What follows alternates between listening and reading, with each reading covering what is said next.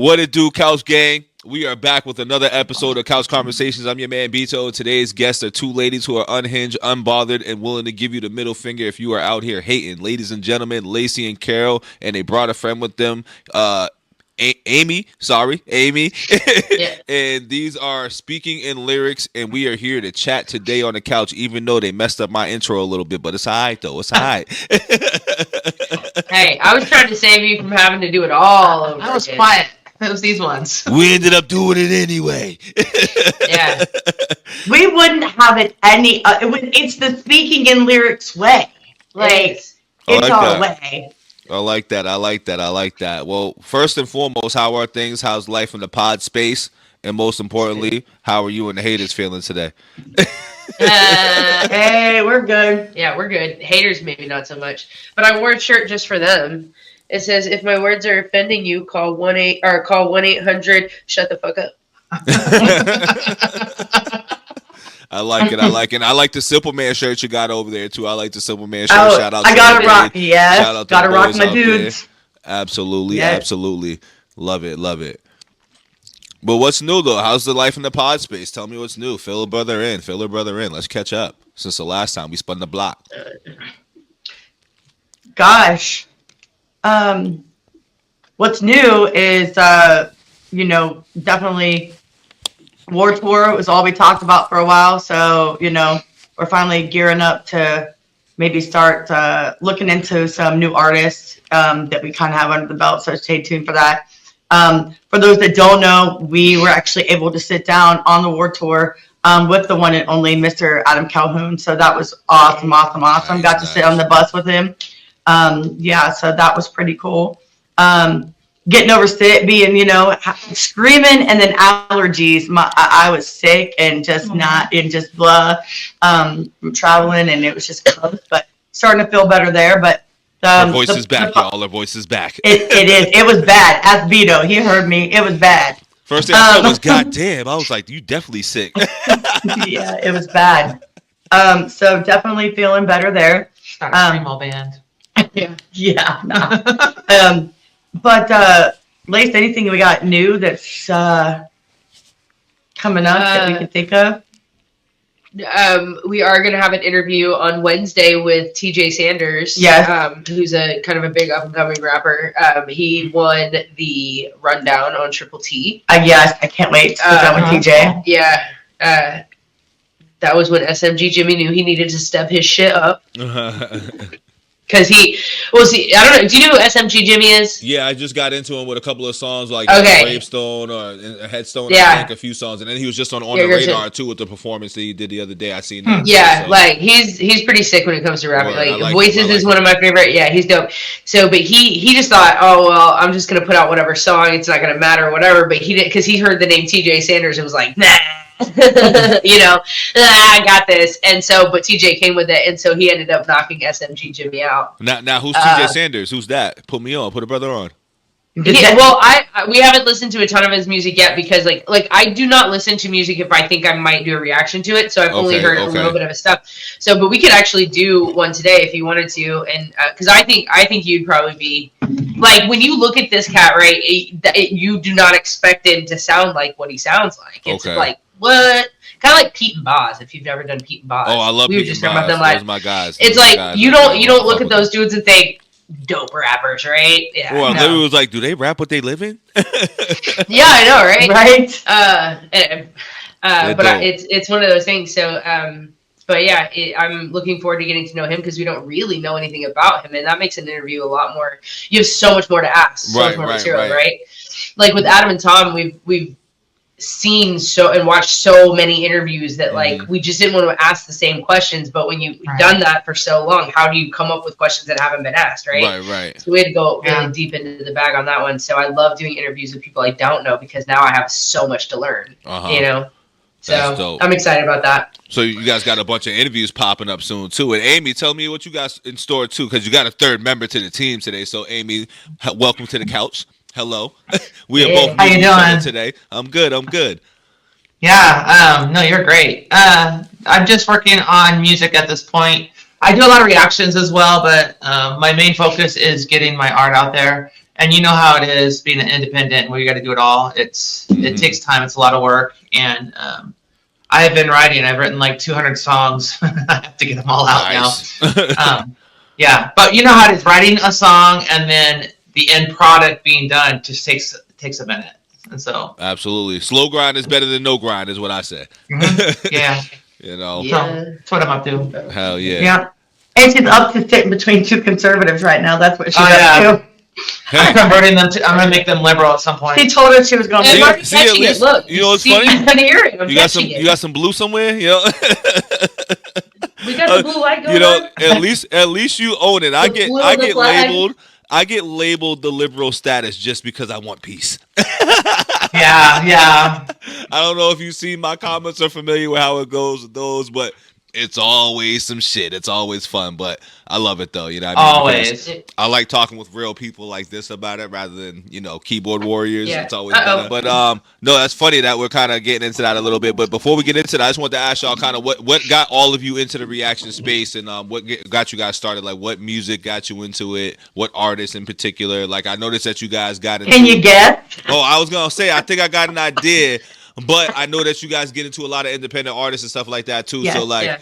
Was it because you guys wanted to just seek out newer music through that independent lane, or was it like, Adam, Calhoun, and Tom? I don't know. Explain it to me and the Couch Gang a little bit, those that don't know.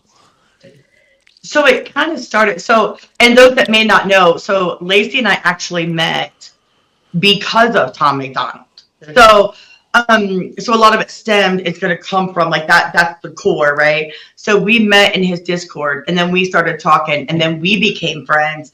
And then we were like, how cool would it be to like have a channel, and talking about our favorite topic, right? And then it turned into reacting, because we couldn't react to Tom like everybody else does, right? Because we done already heard it all. Yeah. We can only react to a new drop. So then it led into getting into somebody like Ren, right? Like I had never heard of Ren, then we started reacting to Ren. And then we also did some more named artists, but then it turned into the independent lane is where I have more respect for the artists, and also they have more freedom. Their freedom of speech, literally, to say what they want in their music, and without being controlled by some machine. So I went from where I listened to a lot of mainstream, and then Tom, right, and Adam. I've always been big fans.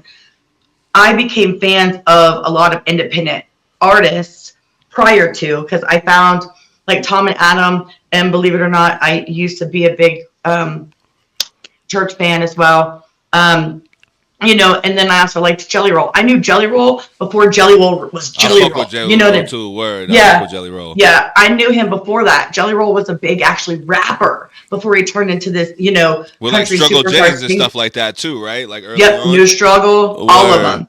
So I followed all these guys, and then we found Hard Target, like Trailer Made, through what we call Dismiss, right? So we all know what happened between the beef between, Voldemort and Tom. I mean Adam. Well, Tom and Adam. Yeah. All of it's appropriate.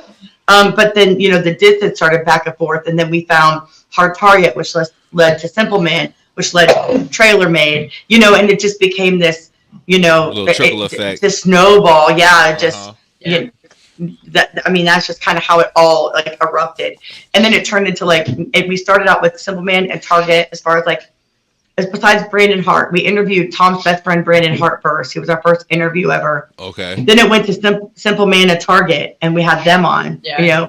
Then we had them on again. You know what I mean? And then then it just kind of. Yeah. And then we did one with just Simple Man with the album review. With album review, yeah. Then we met Trailer Made. Yeah, at the rave. So then it turned into meeting up with Crown Gambino and Justin Time, meeting him. Right. It was just this whole. I feel like the Redneck Rave was really what kicked off a lot of things for that group, and just how I've seen it in the beginning. I feel like that kicked off a lot of shit, which was dope, because they kicked off an event to kind of do something for the fans, which is something dope with the independent artists too, is being connected with the fans, being involved. It makes all the difference. And stuff. Yeah, it does. Because in this day and age too, people, it's all about engagement and being involved, and people want to feel connected, and we have those sources to be connected. So that's dope that they're utilizing that as well too. Yeah, absolutely. It was it's been a ride for sure. You know, Dude, yeah. if you would have asked me a year ago if I would ever thought that I'd have been sitting on a tour bus with Adam Calhoun, I'd have told you hell no. You know, but we did. That's dope. So now, was that y'all first tour bus in the situation y'all ever been in or sat in, like ever? Yes. That's dope. That's dope. Yes. Now, how long y'all been doing the channel for too as well? December 2023. Yeah. So okay, so y'all just started basically too. Okay, word. That's dope. Same with you too, Amy? Well, my story's different. So, you know, as an artist myself, you know, I'm a metalhead, and then so I've toured, I've done that stuff. I started to do reaction videos because I have a love for hip hop, and apparently I'm okay at breaking down bars. She's so good at breaking down bars. Yeah, and so I have a love for it, and I was doing that a little bit, and then I did a reaction to Tom's Facts, and then got flooded with Hog, and so I became the liberal going into conservative spaces and loving on them and trying to bring some reason. So it kind of exploded that way. But yeah, my love for hip hop is really, really where it came from. All the way back down to Run DMC, Wu-Tang, go down the list, you know? Okay. And it's funny, I was going to ask you too, what was like your first introduction and like love for hip hop? Like, what did you ever buy? Like what was your first rap album you bought for all three of y'all? This is like a question for all three of y'all. Well, the first one I bought, I mean, I was poor. It was probably... I was a little kid. Yeah, I was young. I always listened to my brother's albums. Yeah, no, I was on the... and still did stuff. I was on the playground in elementary school, like, singing along, like, Baby Got Yeah. I think the first one I bought was probably Eminem because that's what I had the money. Third grade, yeah. So mine would have been Will Smith. What is that problem? Parents just don't understand. Oh, okay. That's an old school one right there. That's like before Fresh Prince, I think, too, if not around the same time. Yeah. It came out around the same time as the show. Fresh Prince was my shit. Yep. Yeah, nice. That was my first rap. And then what was yours, Lacey? What was yours? Well, I mean, my parents weren't like super well off at that time. I mean, they kind of are now, but like, I mean, but they worked for it. But at that time, when in the 80s, like, they didn't have a lot of money, and so it was a long time. Like, I was definitely either in late like 7th, 8th, 9th grade before I ever really was able to buy music. So I would make like mixtapes off the radio. Like, I would get just blank cassettes, and I would wait for your song. That's what we always did. Yeah, that's right. So like I don't know what the first real like album I bought, but the first album I remember like hearing a song and going and buying the album. It wasn't until I was 17, and that was Linkin Park Hybrid Theory, which is still one of my favorite albums to date. Okay. But like the music, like I listened to a shit ton of like Eminem when he came out, obviously, but like I was listening to like Puff and Mace when they were doing like all their collab shit. Word. Biggie, Snoop, like all that stuff, like through the late 80s and 90s. You know, NWA, Nas. I didn't even know necessarily all the people who I do now, but I didn't know all the people I was listening to. I just knew what I like, Tupac. Like, it would play at the skating rink and on the radio, and that's what I was so hot, dude. LL Cool J. Nah, that's a good class word. Because I feel you on that. Because I mean, I asked everybody that too, mainly because I already know like most of our parents wasn't buying that type of shit anyway. You know what I'm saying? So that's why I always ask like, which one do you remember like buying when you had your own money? Because for me, I remember I probably was 1998, so I was probably about 10 years old. So I definitely had no business buying these type of records and stuff like that. But my first one was like It's Dark as Hell is Hot, DMX, and Master P, The Last Dawn. I bought them both at the same time, and I was kind of like one of those big ass kids that I guess they thought I was old enough to buy them because they never questioned it. So that's why I kind of got off with it. So that's why I always ask that type of question, because I'm always like, nah, I was definitely mad young, shouldn't have been buying it and shit. And then I remember the first record, kind of similar like to y'all, hitting the the record and listening to the radio and stuff like that. I did that all the time too. So that shit was like, that was like my first like access to like downloading music, so to say. But like the first tape I think I ever heard when I like got into rap was probably, to my memory, and it's like kind of like two songs, but I'd probably go Slam first by Onyx, and then I'd say Diggable Planets, Cool Like That was like in that same pocket or like time when I really started to fall in love with like hip hop and rap and shit. So I always love to ask people those questions because I know we all do music and we all get into like rap, hip hop, and I know you guys are big Tom and Adam fans, and you know I know y'all love who else y'all love out here? Who else y'all love?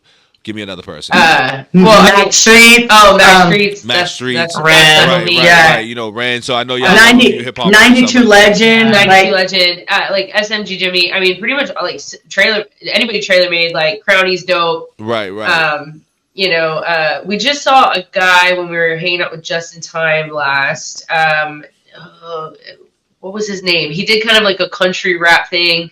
Oh my gosh, what was his name? What up, chat?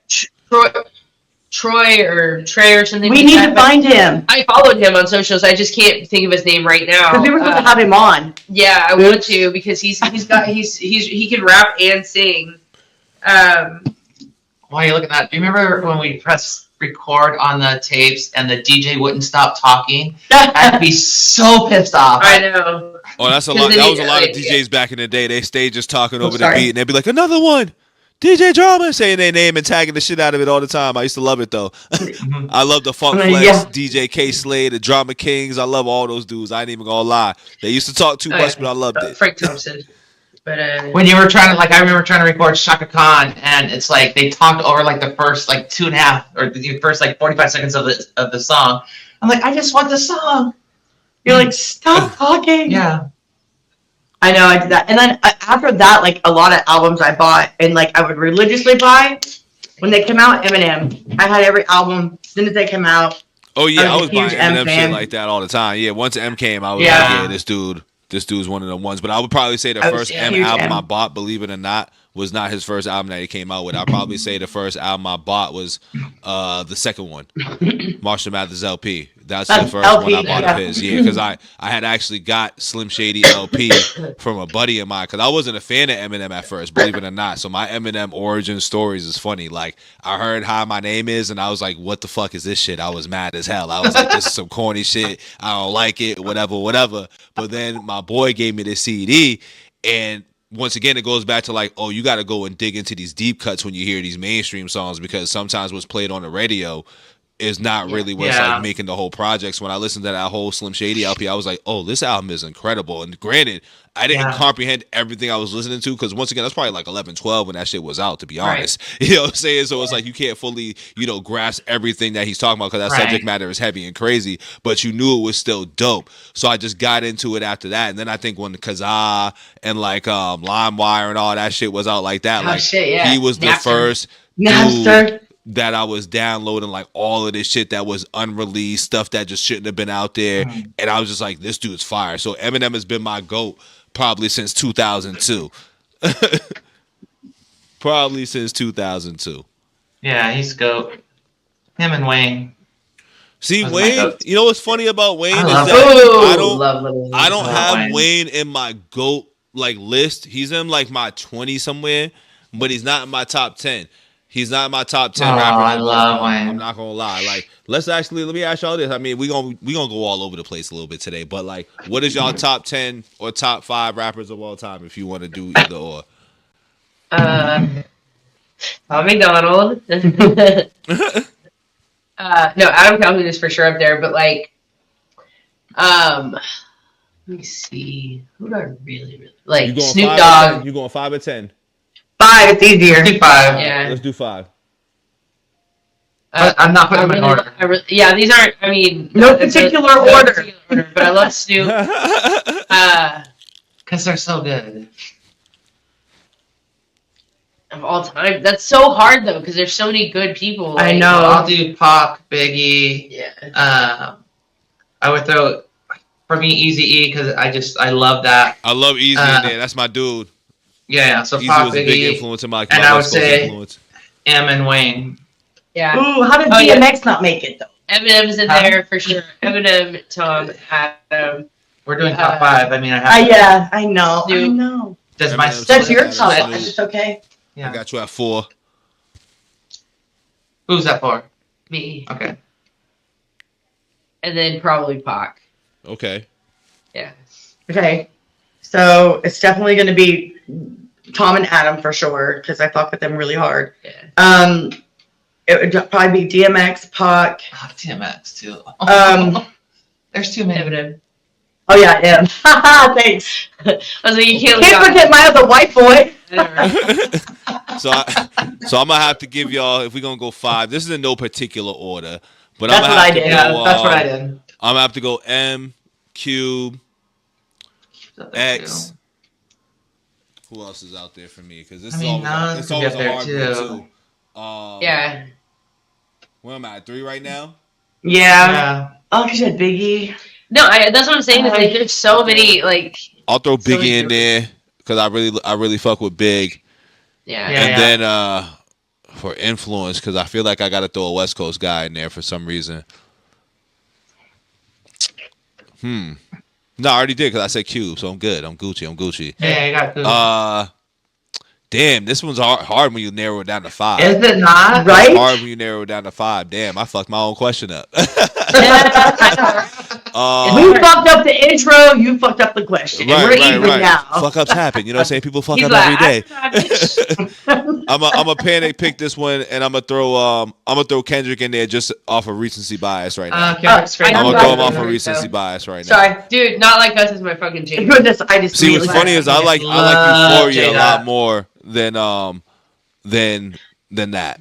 I like Euphoria a lot more. Like Not Like Us was cool, and I loved the hell out of the bop, and I loved the sequence of like how it went to beef. But I think for me overall, song wise, I loved Euphoria just because I think it broke down how dude was as like a man and like his character and his rap like personality and shit. Like it was a Off the different list, type we of look closer. Yeah, well, just the third verse of Not Like Us was just like the most disrespectful shit ever. I was like, dog, I just picture Drake like clutching his pearls like, oh yeah, that third verse was crazy. Yeah, that third verse was nuts. Dude, that's so disrespectful. I loved it though.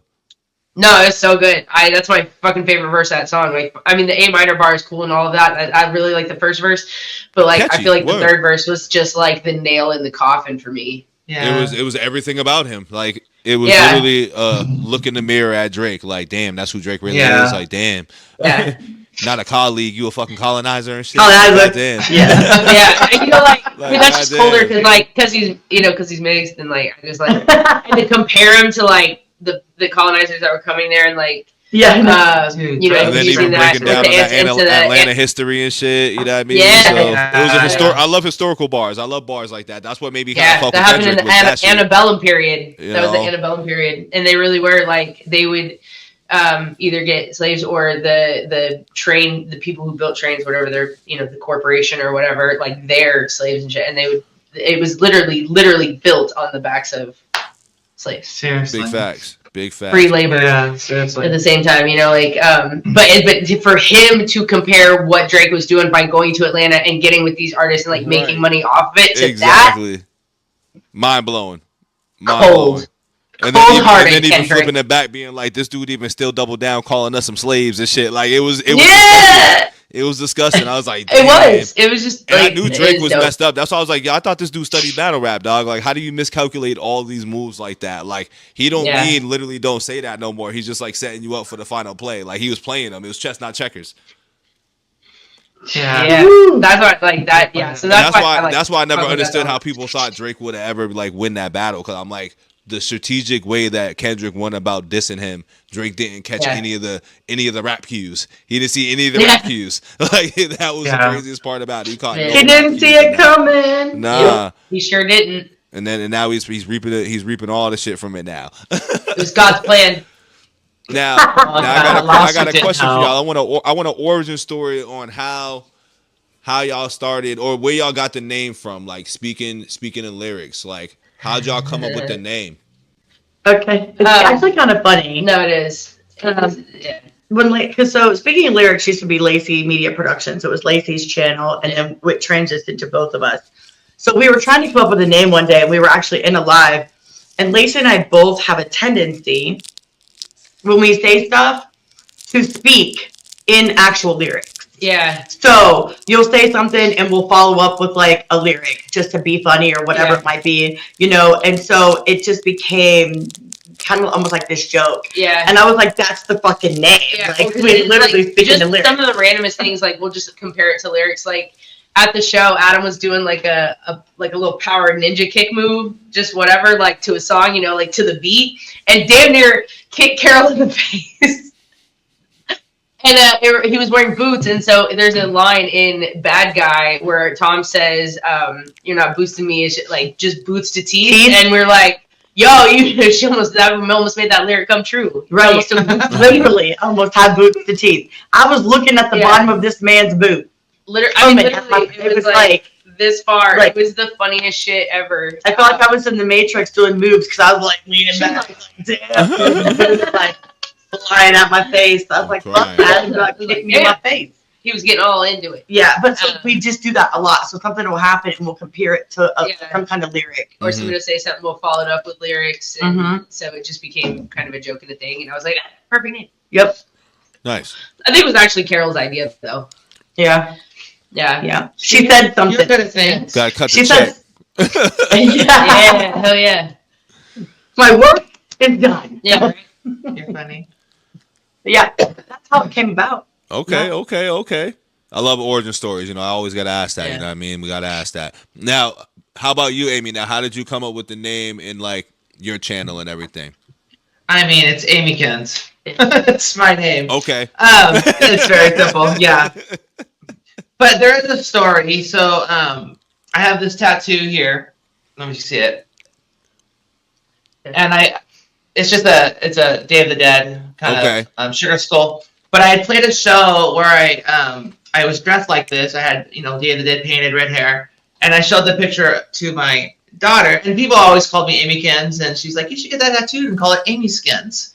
And so it's just kind of stuck, Amykins. And so my story's not as creative as theirs when it came to the name. Hey, listen, that's how mine is. The nickname origins. That's how it is. Sometimes the nicknames are the best ones. And I mean, that's how mine is. Like, mine is just a nickname. Nothing crazy, nothing special. Yeah, it doesn't touch on the name itself. So trust me, I get it. Mine is just my name. Yep. And he's like, "It is what it is." Uncle Bito, hello. Right. Uncle Bito. The fun part about it is the couch. That's it. The couch and the cats. Yeah. Couch and the cat. I love his damn cats. Oh, I love cats. As long as they're nice cats. Not mean cats. I don't like mean cats. Your cat's nice. My cat is nice, yeah. I'm pretty sure he's plotting all our death, but it's fine. My cats only like me when I feed them. I'm just going to tell y'all that right now. Yeah. We should have brought my little couch and my love seat in here. We could all have been on the couch. We really could have done that. Could have been a real couch conversation. It really would have been. Yeah. That's why they do it. Nice little sofa hair. Now, I want to ask y'all about interviewing, because now, did you guys come into this thinking that you guys were going to interview artists, and like, as you guys get into this, like, what type of artists and how many more people do you want to interview? Like, do you have any like people on the list? All of them. Big pictures. Everyone. Anybody can get. Everybody. I'm with you. Everybody. I feel you. You know what? If I fuck with your music, I want to talk to you. Yeah. Because here's what I like about interviewing. Okay, when you interview somebody and you get to know their story, then their music makes more sense. Yeah, facts. So I like to I like to hear stories like SMG Jimmy. I've heard music of his, but then we interviewed him. Mm-hmm. He told us some information that was kind of a private, personal story. Then I hear the song, and I immediately am now messaging him like, "Holy shit! I'm connected to what you were just you were just telling us about this." And he was like, and that's when he messaged me back. He's like, "Sad." He's like, "Sad thing is that whole second verse is true." Yeah. So it's just like there's more of a connection. You're more connected, exactly. Yes. That's big facts. And I like seeing that you guys do that, because that's something that I always want to get into when I started my channel myself. Like, I want to always react or listen to music, but I was like, eventually I'm like, I want to talk to the artists. I want to dig into like their brain and pick their brain about their writing process, their journey, their story, what they went through, their upbringing, whatever it may be, just to learn a lot more about them. Especially like you said, if I rock with their music, I'm like, where's this coming from? You know what I mean? Right. Yeah. No, yeah, 100%. Yeah, you had Simple Man on, right? Yeah, I had Simple Man on. I think Simple Man might have been the first artist I ever interviewed, actually. Oh, as a matter of fact. He's so fun. No, I love him. He's hilarious. Yeah, he's cool as shit, man. Like, he's one of my, not to put anybody out there, he's one of my favorite members out of Trailer Made, because of just of like his style, his animation. Like, he was somebody who like I quickly was like, I like this dude. Yeah. Listen, that's why I pointed out the shirt immediately. He's so good live too. I mean, they're both him and Hard Target really do an amazing set. His energy on stage, their energy on stage is crazy, but Simple Man takes it to like another level. Like I don't know. He doesn't stop moving. Like Simple Man is like your hype man, but also like the star. It's weird. Yeah. Like he's just like go, go, go, go. You're like, well, he's him. Yes, like he's Timothy. He's Timothy. Yeah. Bitch, I am him. Sorry. Yeah. Like yeah. Yeah, he's but Target's personality is it's just one of those ones like quiet confidence. Yes.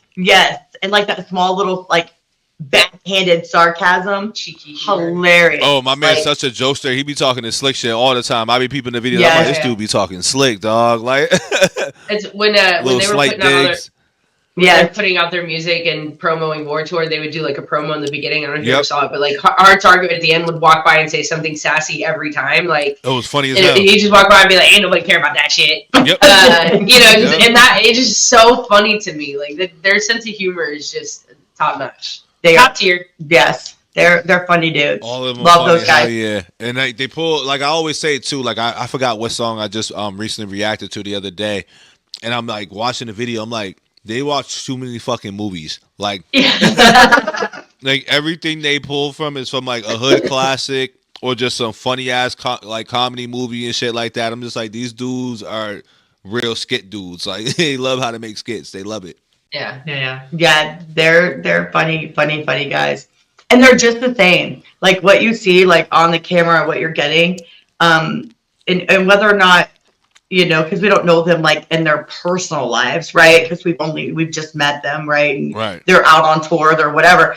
But like the energy that you're met with, that you get when you interview them, it's that same energy. It's that same welcomingness. It's that same humble dude. Like they're just really down to earth, really cool guys. Yeah. Like 100%. If you ever have a chance to meet Simple Man, Hard Target, Crowny Gambino, any of them, Corey Spiders, they're all wonderful.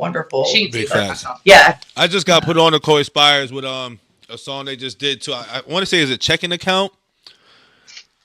Oh yeah. I think that's like my first song, maybe the second song. No, that's the second song because she just came out with a song with Hard Target too. So that one's good too. Yeah, that one's pretty good. So I definitely heard those, but I like that group. I like that group a lot. Like those are one of my favorite group members that I've like got into as I got into like this reaction space and like independent artists and stuff. You need to hear Water on Fire with Corey, Simple Man, and Moccasin Creek. That's a fucking banger right there. That song is I've got a song Lonzo Ball out right now too. I believe when you're on the water, like you're at the lake or partying with your friends on a boat, like that's the I'm on a motherfucking boat. That's the song you play. That's just a fun. That's the drinking song right there. That's a drinking song. That's the good old drinky drink song. That's the song of the summer. Florida Dock. Florida Dock, pretty dope. Yeah, what is it? Shallow Waters. Yeah. Yep. That dude's got an interesting delivery. I want to get Florida Dock on really bad. It'd be fun as hell. I really want to talk to him. Fun as hell. Fun as hell. Fun as hell. The country in me comes out every once in a while. That was a strong country scent right there. That was strong. Yeah. Now, here's the fun question here right now. Not the fun question, but a fun conversation because, as you said, you guys, you have the liberal. I'm going to put air quotes on it because I don't like to label people like that. So I'll put air quotes on it. You know what I mean? But we got a liberal fan of Tom Macdonald and we have two conservatives. So it's like a lib-servative sandwich right now. You know what I mean? It's one of those things. And I was about to say Tom, but Tom has came out with a few songs lately. Woke World, right? And All My Haters. I would love to have a Tom Macdonald, All My Haters, or Hi My Haters, whichever one it is. It's a song talking about All My Haters. All My Haters right now. You know what I'm saying? And also Woke World. So, what is y'all take on Woke World? And just like, how did y'all feel about the song? Obviously, I know y'all loved it, but I want to know like y'all take on it because for me, I'm like, I like his angles. Obviously, I get it. I see where he's going, but I'm like, yo. You gonna switch it up? You gonna give me some balance? Can I get some other shit to talk some shit about? Can I get something different? Can I get something a little different? He's got 38 songs of different coming. 38 songs of different. I thought they already came out, or are we still waiting? No, well, they're out, but they're not. You have to buy them. You have to buy them. Yeah, he doesn't do digital. I mean, you can get a USB stick that's digital, but yeah. So, but that's how, like, I mean, because if you want to hear the music, then, you have to buy the albums. But that's how Tom, that's how he makes his money. And he's old school in the fact, like, and when he talks about, like, going to the music store, like, when albums would drop or whatever, like, on, I don't know, was it, like, I think it was Tuesday. Or maybe that's when I was at, because I know video games come out on Tuesdays, but... and I remember going to like Blockbuster Music, and I would get super excited when the album would be out or whatever. And like I used to buy a lot of like singles. Do you remember you buy the single CDs or like single cassettes? So it was like 99 cents or $1.99. And I would buy that because I couldn't afford like a whole album, and so I would buy the singles or whatever. And I would get so excited to like have it. And like there would be like the lyric book sometime on the inside, and I would love to have the lyrics. Those were back in the days. Yeah, it's way back, right? And so, so I love the fact that he still does like actual physical copy albums and signs them and stuff. Like we have a shit ton. Like I have all of these from the Brave. We were doing a thing last night, so I have these out here. But like this is the hard copy of Brave 1, which you can't get anymore. They're all gone. There's 5 unreleased songs on here that you can only hear if you have the album. And then I got the triple threat of the Brave 2, which was the silver and gold label covers and the alternate cover. So nostalgic. I feel like I haven't seen those in years. Thanks for showing those. Look at that. I know. And so, but that's what I love about it. We even have like Simple Man gave us a CD here. We got one from Hard Target at the thing. Like I love having the physical copies. Like Word. I don't know, a little piece of history, right? Like something in your hand. Yeah. Well, because like you say, all the computers and shit, all of our electronics. I mean, shit, everything's on the phone now. Apple Music, dog. You know what I'm saying? Right. Like, I don't even remember the last time I actually bought a CD, dog. So. Right. And Tom is out here selling so many physical copies still today. He sells so many. Because of it. You know what I mean? Because he keeps his songs on there and doesn't release everything digitally. And I think one day he probably will, but... Right. I was surprised he hasn't done both. The only thing that was both was the Brave and Wild Ones. And Wild Ones, yeah. Okay. Yeah. Okay. I mean, his older music is still digitally out there. Like, there's a couple of his older songs and stuff that I really, really like. Like, Green Day. I love that's my Weed Spoken song. Green Day. Yeah, Green Day. That's nice little 420 song. Ain't nothing wrong with that. Nice little 420. No. Yeah. It makes me think of, like, driving in the car with the windows down, like smoking with your buddies, like just driving around. Because that's all we could do when I was growing up was like drive around. It's just drive around because there was nothing else to do. We didn't have all the shit we have now, right? Right. And we didn't have the internet and all of that, so we just get in the car and drive around and fucking listen to music and just be kids. Kids. You know? So I like it. So Amy, how did you feel about All My Haters? Well, let me give you some backstory. So when I first listened to Tom, it was Facts with Ben Shapiro, and I was a little intimidated to respond to it as left, being on the left. But I was like, whatever. And I was like, well, this isn't as controversial as people think it is. And so I did a couple more, and then I started doing a deep dive into his other stuff that was non-political. Yeah. And I was like, oh, these songs have some depth to them. I thought that was cool. So every time I hear a song like this last one that he put out, I know he's talking to a specific group of people that he doesn't like. Right. And I just like, okay, that's where he lands. That's where he is. It's like, I trip out on the controversy that he gets because I don't think any of this stuff is controversial. I just think he's speaking his mind. I'm like, okay, it's just a different opinion is all it is. Yeah. I don't agree with a lot of that says, but I agree with a lot of things that he says. So it's like, so I listened to that song because I was going to react to it, but then I watched these guys react to it, so I was like, well, I can't react to it now. Yeah. And I was like, I like the hook. The hook's cool. It's a nice little jingle. Like if you like Tom, like it's a typical Tom jingle for sure, and it's a typical Tom troll for sure. You know what I mean? Yeah, so it's just trolling again. And I never find it controversial. You know what I'm saying? Because I think that's the wrong word to attach with Tom. With Tom's like, I guess songs or lyrics or whatever. I don't find it like if we're talking controversial, like I'd go back to like a Kim song by Eminem or like an Immortal Technique song like where your subject matter is crazy. You know what I'm saying? Like a Relapse album where it's this horror rap. Like those are controversial things to me. And even when you get into the subject matter of just politics and stuff like that, how you word it and voice it can be controversial. I don't find Tom to be that way. Yeah. Versus for me, I feel like once again I'm just like, how many times you gonna keep dropping? Because for me, I got into Tom with two different versions. I got into Tom early with God Mode and a few songs. Then I got into like, I think it was like a little break in between. Then like I think it was like the Joe song where he was like this, you know what I'm saying, which was funny. Yeah. You know what I mean? Because once again it was funny. Then he got into it a little. He leaned into it. I'm like, all right, that's cool. Then it was like every song after that was just the same like target, and I'm just like, I don't even care because I'm not a person that's really involved with any of that side stuff. You know what I mean? It's just more like, why do we even keep? Because if I'm a listen, I'm gonna be like, well, why do we keep pointing fingers? Why do we keep why do we keep leading this way? Why do we keep making the same songs? If I've listened to other songs like the music industry songs and him going against rappers saying that they rap about the same things and they go in the same subject matter, I'm like, well, here you are leaning into the same thing too. As I listen to you, it's 7 songs straight of the same target versus switching it up into like something else and just giving us a balance. Because I like balance too. I don't like. Well, I think because people only tend to listen to the singles he puts out rather than like I could show you songs on the Brave 2 right now that are like not at all political, that are just like banger songs. And that's like the thing. I've heard things off of like, you know, projects. I've heard songs off of the Brave 2. I've heard other songs of Tom's, but so I guess it goes, why release those songs? Which goes back to when I think I reacted. I was like, well, I already know what he's doing because he hears his audience and he knows what his audience is liking and what his audience is feeling. Yeah, well, so he's gonna put that out because you can put out other singles.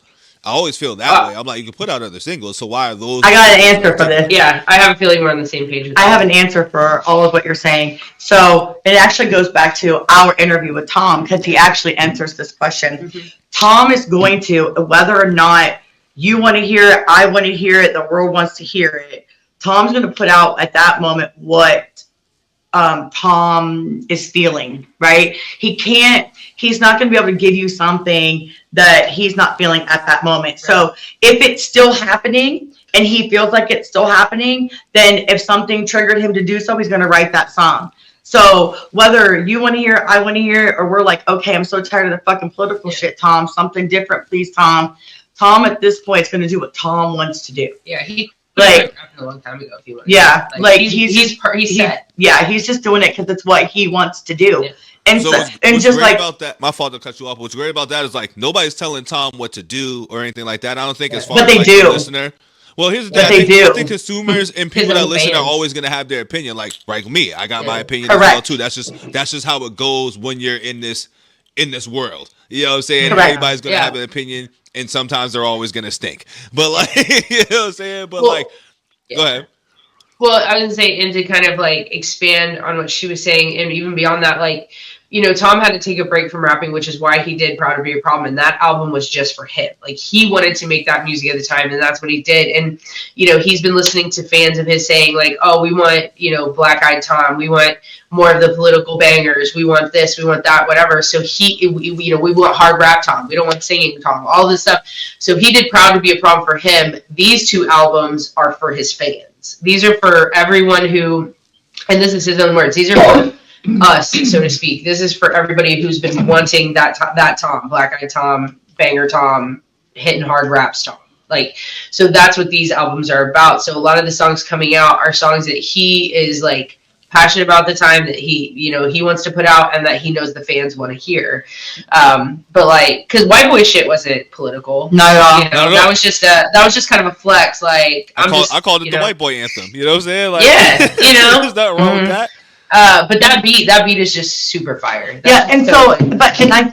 But between White Boy Shit and All My Haters, there's only been Devil's a Democrat and Woke World. So there was, you know, and because Charlie wasn't really, that was literally just like this open letter type thing because of what happened. Like, you know what I mean? So that, I don't really like count that in like that category. But I think that we are, Tom, I definitely feel like it's going to be dropping. I feel like he's going to drop something different, like another song. I think so too. I think we're going to get one this next week. I think we're going to get another song, and I have a feeling it's not going to be political.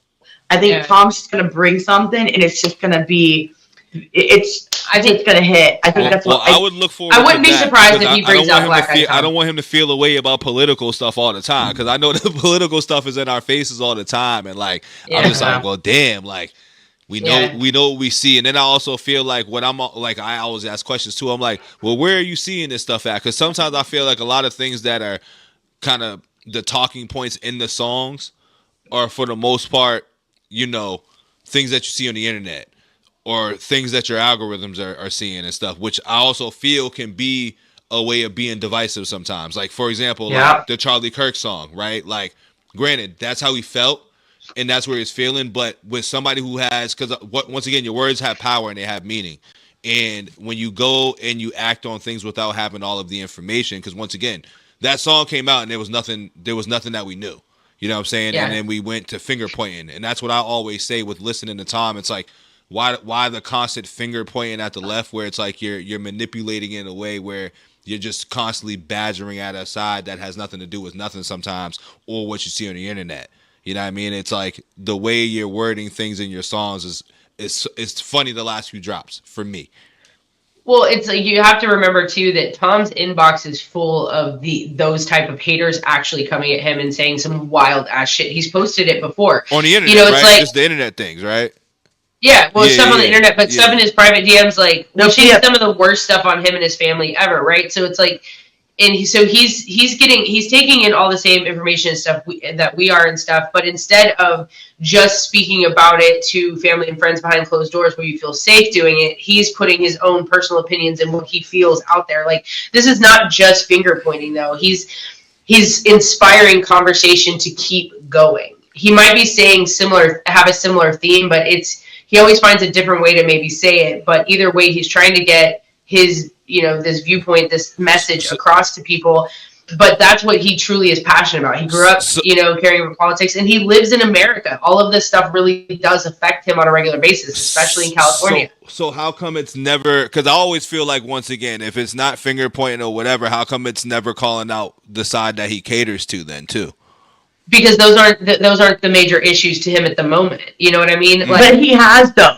So okay, no, he definitely has. He has though. Especially me versus you. Yeah, like he really has. That was before God mode. And God mode was a minute ago too, right? Because here's the thing: I've seen different versions of Tom's. Like God mode was I last think I've year. even seen a song where it looked like he was doing the red and blue thing, and I don't know what that song was called, but I seen the Me clip. Versus You. Me versus you. Okay, yeah. So I was like, all right. There was at one point, and I've heard even songs where he even played both sides and kind of had pointed accountability for both. But in recent songs that I've heard, it's just, for me, how I've interpreted it, I'm like, damn, it don't seem like there's nothing that you're calling out on the right, and it's all just liberal. It's all liberal labels. It's all labels because on that. Tom is more conservative. While saying the same thing about the liberals, I'm like, but you are aware that the conservatives or the right, however you want to say it, had those same type of folks. Like, what was the verse that he had in All My Haters? It was like there's sex offenders or something like that. Like, we got them on both sides.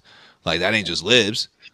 You know what I'm saying? But I mean, yeah. Well, I think he's talking about specific, like more recent specific situations, and things that have come out. Right. So it's stuff it's every just day, though. That's the thing. Well, but it's just like any liberal artist that is going to put out music, like Green Day changed their lyrics, and there was something else. They came at the right, or Trump or whatever, and they say the same things, but they never hold their side accountable. So it's like, it's kind of a mirrored issue, right? When you're speaking out against something you disagree with, even if there's stuff on your own side that you disagree with, majority of it you're not thinking about that. You're thinking about the stuff, the opposition that you disagree with. And right now, that's kind of what it is. It's almost like a line has been drawn, and you're either that side or you're this side or whatever. Nobody wants to just be together, dog. Well, and that's why Tom makes this music out to make us still conversate. I refuse that line. What? I refuse that line. That's what I'm saying. Because that line doesn't make things progress. The line. Yeah, that line doesn't help progression. You know what I'm saying? That line doesn't help further the agenda of the people in society. But if Tom, that helps call out both sides. Right. But if Tom big facts, Amy, big facts. If Tom didn't so boldly, loudly, and consistently put out this type of music, we would not be here having this conversation right now. Because of those type of songs, because it makes us talk and debate and discuss, now we can find common ground within that. You know what I mean? And so I think that's why that's a big part of why he makes the music he makes, was to inspire, lift up, inform, and put out messages, stuff that he thinks will like in his mind better society in some type of way. Like, you know what I mean? So it's just the type of music he makes.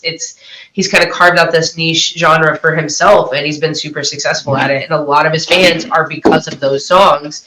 But I would say like the inner circle of fans that really fuck with Tom and are like ride or dies are the ones who have the albums, who listen to all of the music and have gotten to know him through his basically musical journal of a sense, because that's what his songs are. They're like a diary. Like there's so many songs that if people heard would have a different opinion and different view on who he is as a person, because you listen to something like Spilt Milk or Nas, or like there's just so many songs that like really kind of show you a different side of him. Not my favorite song, Average Boy.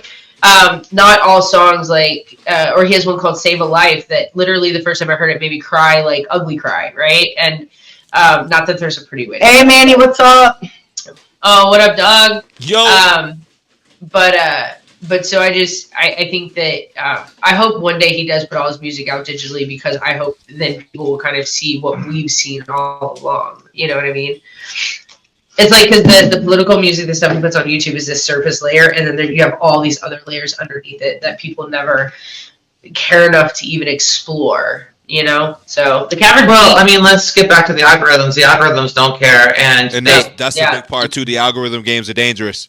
Yep. Yeah, but the issue is you can put out all of your mutual songs. I'm not advocating for or against Tom right now. I'm just having another conversation in this. You can put out all of your neutral songs, your kumbaya songs, and they get no traction. Yep. Mm-hmm. And it is what it is with the algorithms. And unless it's controversial, it's not going to get the... I was going to say, the internet loves negativity. Yeah, it sucks. It That's sucks. the one thing I've learned. The internet is toxic. So, just to backtrack just a second too, referring to All My Haters in itself, like, no matter what, like, exactly is necessarily being said, that song literally was a big ass troll song. Yeah. That song is him wrapping up all the shit he does here that comes against him, the blah, blah, blah, blah, blah that he gets. So this is kind of like his response to the blah, blah, blah, blah, blah that he gets, right? So, you know what, sometimes you have to just simply not, I feel like you don't have to dive so deep into, like, maybe what it is, to just take the song for what, like, just the it was a serious, but like had some funny context to it. So for what it was, right? Sometimes we simply take things first at face value. Like all it is not as deep as we necessarily want it to be. I'm not always a huge, so here I'm going to tell you something about me with Tom Macdonald songs, especially political songs. Depending on the song, I'm going to listen to it. I'm going to listen to it probably once or twice. That's probably about it. I'm going to download it. I'm going to do the reaction to it. I'm going to show support. I'm going to share it on my social medias. I'm going to do all the things to help Tom, because Tom's a friend, right? I'm going to do all those things because that's what I do. Right. The support, right? But am I probably listening to Devil's Democrat, my song, in my car 500 times? Nah. No, I mean, you're not outside screaming "screw the woke" and stuff. You're not outside screaming at the woke. No, I do kind of play that song off. Yeah, I just love that. I love that beat so much. Like that's one of my favorite beats he's ever made. And All My Haters, all my haters, and all the beats he's put out this year so far have been like crazy good. White Boy Shit, Devil is a Democrat, and All My Haters. Like those beats to me, I love the sound of it. I ain't gonna lie, that beat was hard. It's just and like the beat matters to me just as much as the lyrics. Like if you have a shit beat and I can't like vibe to it, it doesn't really matter a lot what the lyrics are going to say. And that's where I was opposite with you with the last song. I was like that beat, because I just wasn't feeling the lyrics, and I'm just like I'm over the troll part of this right now. That I'm like you killed this beat, not in a good way for me. I'm like this beat's so good, but you decided to waste it on blueberries, pills. And you know what I'm saying? Like, it's just like, They damn, bro. identified Like, blueberry muffins. yeah, you know, blueberry muffins and muffin tops and shit. I'm just that like, shit was damn, dog. hilarious to me. I laughed You so know what I'm hard. saying? at I that. laughed so hard. Oh, Snorted. once again, I get No, it. Like 3 times. I get it. Who He's raps throwing. blue- or He's who, on his nana rides nana blue- boo boo. I get it. Like, once again, he's nana nana boo boo Tom right now. I understand, but I'm just like, yo, I can't, because when I get introduced to an artist too, I always like when they get into a pocket. I'm like, word, this is where I'm about to get into, and then when they lean opposite of that, I'm like, fuck, like this is what we're doing now. So that's kind of, I think, where I'm at with Tom. Like, I'll even say, I'll be like, yo, I'm just gonna go back and listen to old Tom, because whenever there's new stuff that's going on, I don't want no parts of it, mainly because it's just the direction it just seems to keep just narrowing in, And that is narrowing absolutely, in. And I'm like, nah. And that's absolutely like something like that. If that's something that you're like, nah, I don't really fuck with this type of music, then definitely steer away from it, right? It's just not for you. Yeah, it's not for like me. That yeah. part, that part of Tom is just simply not for Uncle Beto, right? Which is fine. God mode is for Uncle Beto. This over here is not for Uncle Beto. Yep.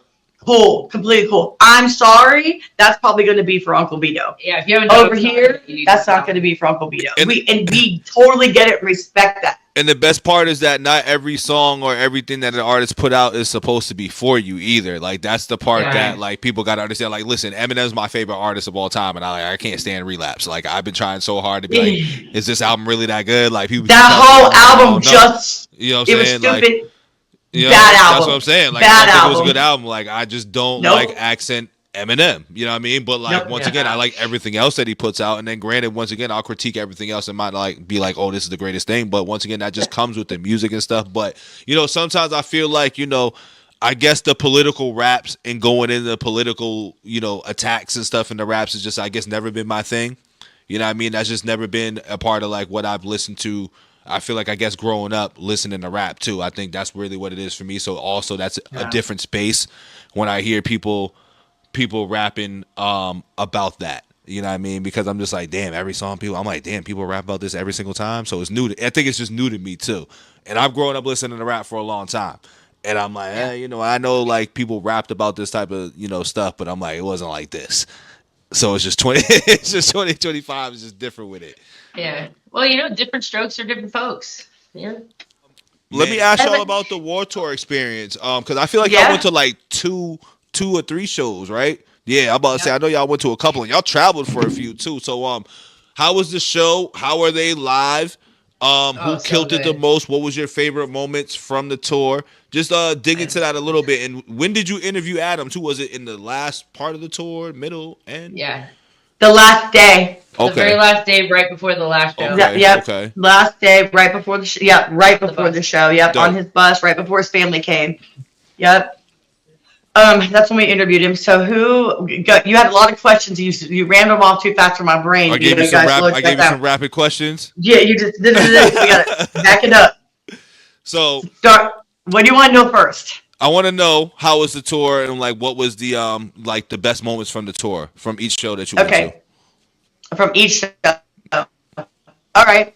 First show was in Ohio. We went to Harrison to see them. That was actually I think out of that particular show, I think the best moment was actually me at the end going up. I am literally from head to toe covered in sweat. It was so hot and humid in there for me, and I think I'm like going through the change or something, and like having some hot flashes. But I was so hot.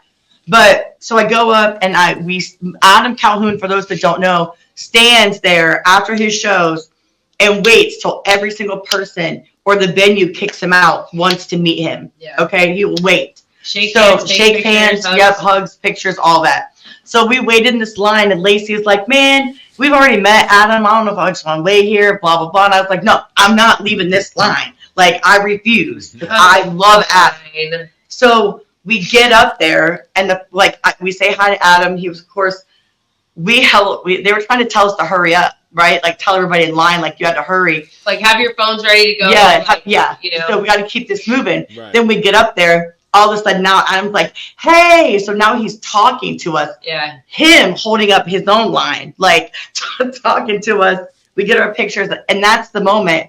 And I said, hey, Adam, when are you going to come on the show? Yeah. And he literally said, anytime, hit me up. Yeah.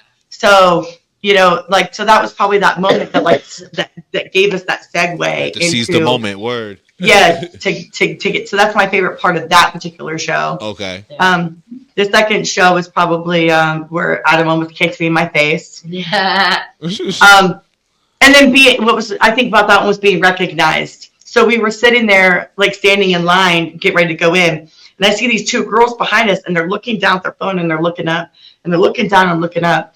And then all of a sudden I hear, "Are you Lacey and Carol?" And we're like, "Yeah." They were like, "I told you it was them." And then she was like, "Can we get a picture?" And I was like, "Oh, well, so cool. All right, come on, get your picture." There you go. Yeah, so, you know, I think that was probably pretty cool. And of course, the last day is going to be, like, for me, like, sitting down with Adam for an hour. Like, who does that? You know?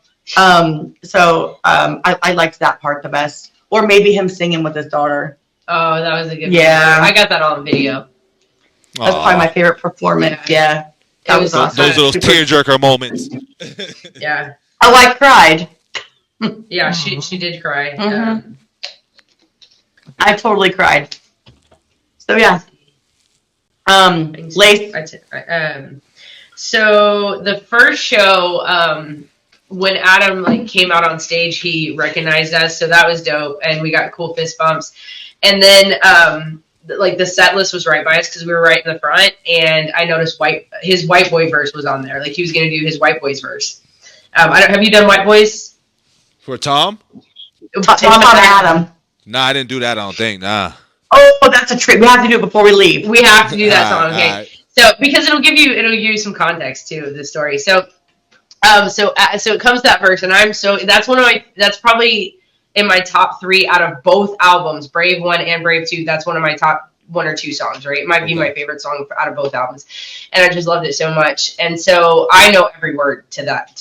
We both do. Yeah, both verses. Sing some lyrics right now. Not playing. Done. You don't want me to sounding like a frog over here, but and so he starts his verse or whatever, and he looks down and me and Carol are both singing along or whatever, and so he bends down and to part of the verse, and we rap along with him or whatever, and he was super excited that we knew the words. And so then on the second show, he remembered that, and we did almost the entire song together, or that verse together, and that was the highlight of really all the shows for me. And then obviously the tour on the last day and hanging out with everybody, and then being in the front row for that very last show and seeing how much his family meant to him, because when we saw him on the bus, you could just see that he was really going through it. You could see pain in his eyes, and I know that sounds kind of cliche and cringy, but it's true. This man was going through some shit, right? And then just to see the light back in his eyes after his family had been there and after the last show was done, and getting these big hugs from him when we said goodbye, it was just the whole experience. It was a perfect weekend. And just all 3 shows, they're all so fucking good live. But Adam, I'm a bigger fan of Adam now than I was before I went. Just seeing him perform live. And getting to know more of his songs, Crazy White Boy might be my new favorite song, but I also love his verse on Die Tonight, and I'm just a much bigger fan now than I was in the beginning. So nice. I thought it was a dope experience. That's what personal connections do, man. It makes you, more connected. Yeah. Well, yeah, because I went from, and I shared this story last night too. But, a lot of people, especially on our channel, it is no secret that I had the biggest crush on Adam Calhoun. The biggest crush. Totally huge crush on this man. But after meeting him a few times and then talking to this man, seeing this pain, that was in his face, and when you watch our interview, you'll understand. And I don't want to give too much away, but you'll understand. Spoiler so talking to this man, just give a little spoiler. No, I'm playing. Like she said, you can see the pain in his eyes, and he touches on it. I'll just tell you that.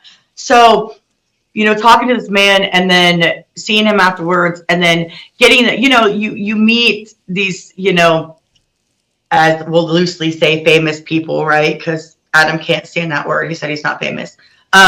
So you know, they kind of give that loose little hug or whatever. But at the end of the night, like, he hugged me like I'm his friend. Yeah. You know what I mean? And 2-arm squeezy hug. Yeah, 2-arm squeeze. Yes, like he hugged you, right? Yeah, like a real hug. Like, yes, and but at that moment, after that interview, Lacey and I were kind of talking, and I said it went from like having this huge crush to now I just generally just care about this man. It's just different. Yeah. Like that whole crushing like thing, like that little scroll girl crush, that's gone. I just now just care about this man, like just him, his family, his kids. Like it just shifted everything. Right. You know, it just shifted everything. And it's weird because I had a huge crush on him, but now it kind of ruined it for me a little. Which is interesting because normally when you meet a famous person, you have famous fatigue because they don't meet up to the expectation of what you have.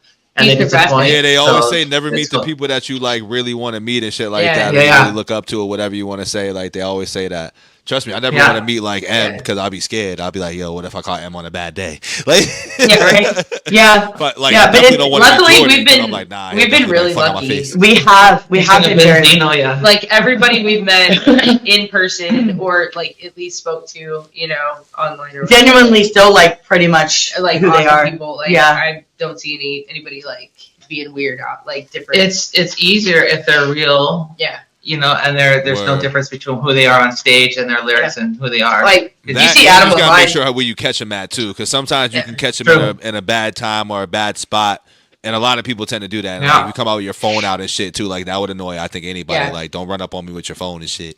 And a lot of people tend to do that. Yeah, you see like Adam and Tom online doing these promo reels or making these videos and stuff, and those are like performative in the sense that you are like you're creating content, right? So like but when you hang out with them like in person or like just casually behind the scenes, like just having conversation, they're literally the chillest. Like, and Adam's actually kind of like shy. But it's like it's really funny because they're just so chill in comparison to the content you see because they're getting a point across and they're in the moment. But like when they're just chilling, like they're literally the coolest people. Word. What? We're the coolest people. I mean, you know, almost as cool as us, but pretty cool. People are taking my picture now. Now I know. So now I'm special. And also, how was my Trailer Made guys live, man? How was Silverman hard targeting them? I know that energy must have been crazy on stage. They kill it every time. Dude, I can do that every fucking weekend. Like, they're so good live too. Like, they sound exactly live. They sound exactly like they do on their records. Like, they're so good. That's always key because sometimes dudes really don't sound like how they sound on record too. No. Like that should be weird. Adam is the same. Adam's they all. Dusty Lee surprised me. Oh yeah, so I don't know if you know who he is yet, but I heard a couple of Dusty Lee songs. I was like hearing him. I was like, this dude's dope. Yeah, so he surprised me the first day. I only heard him on features. I'd never really heard a song.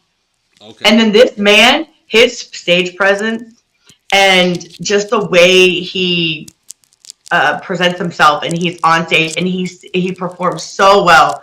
That was actually probably the grossest thing that happened to Lacey while we were out there. Well, actually, all of us at one point, before I go on to that part, we were so up front, like this one venue, like you were right smack against the stage. Literally, I had Simple Man sweat on me. I had Hard Target sweat on me. I had Adam Calhoun dripped sweat on me. So now, like, before I leave, I have all these guys dripped sweat. I wanted to shower so bad. They're just all over. But on the last night. Probably shouldn't say that out loud. Oh. I'm kidding. Oh, I was like, what did I say?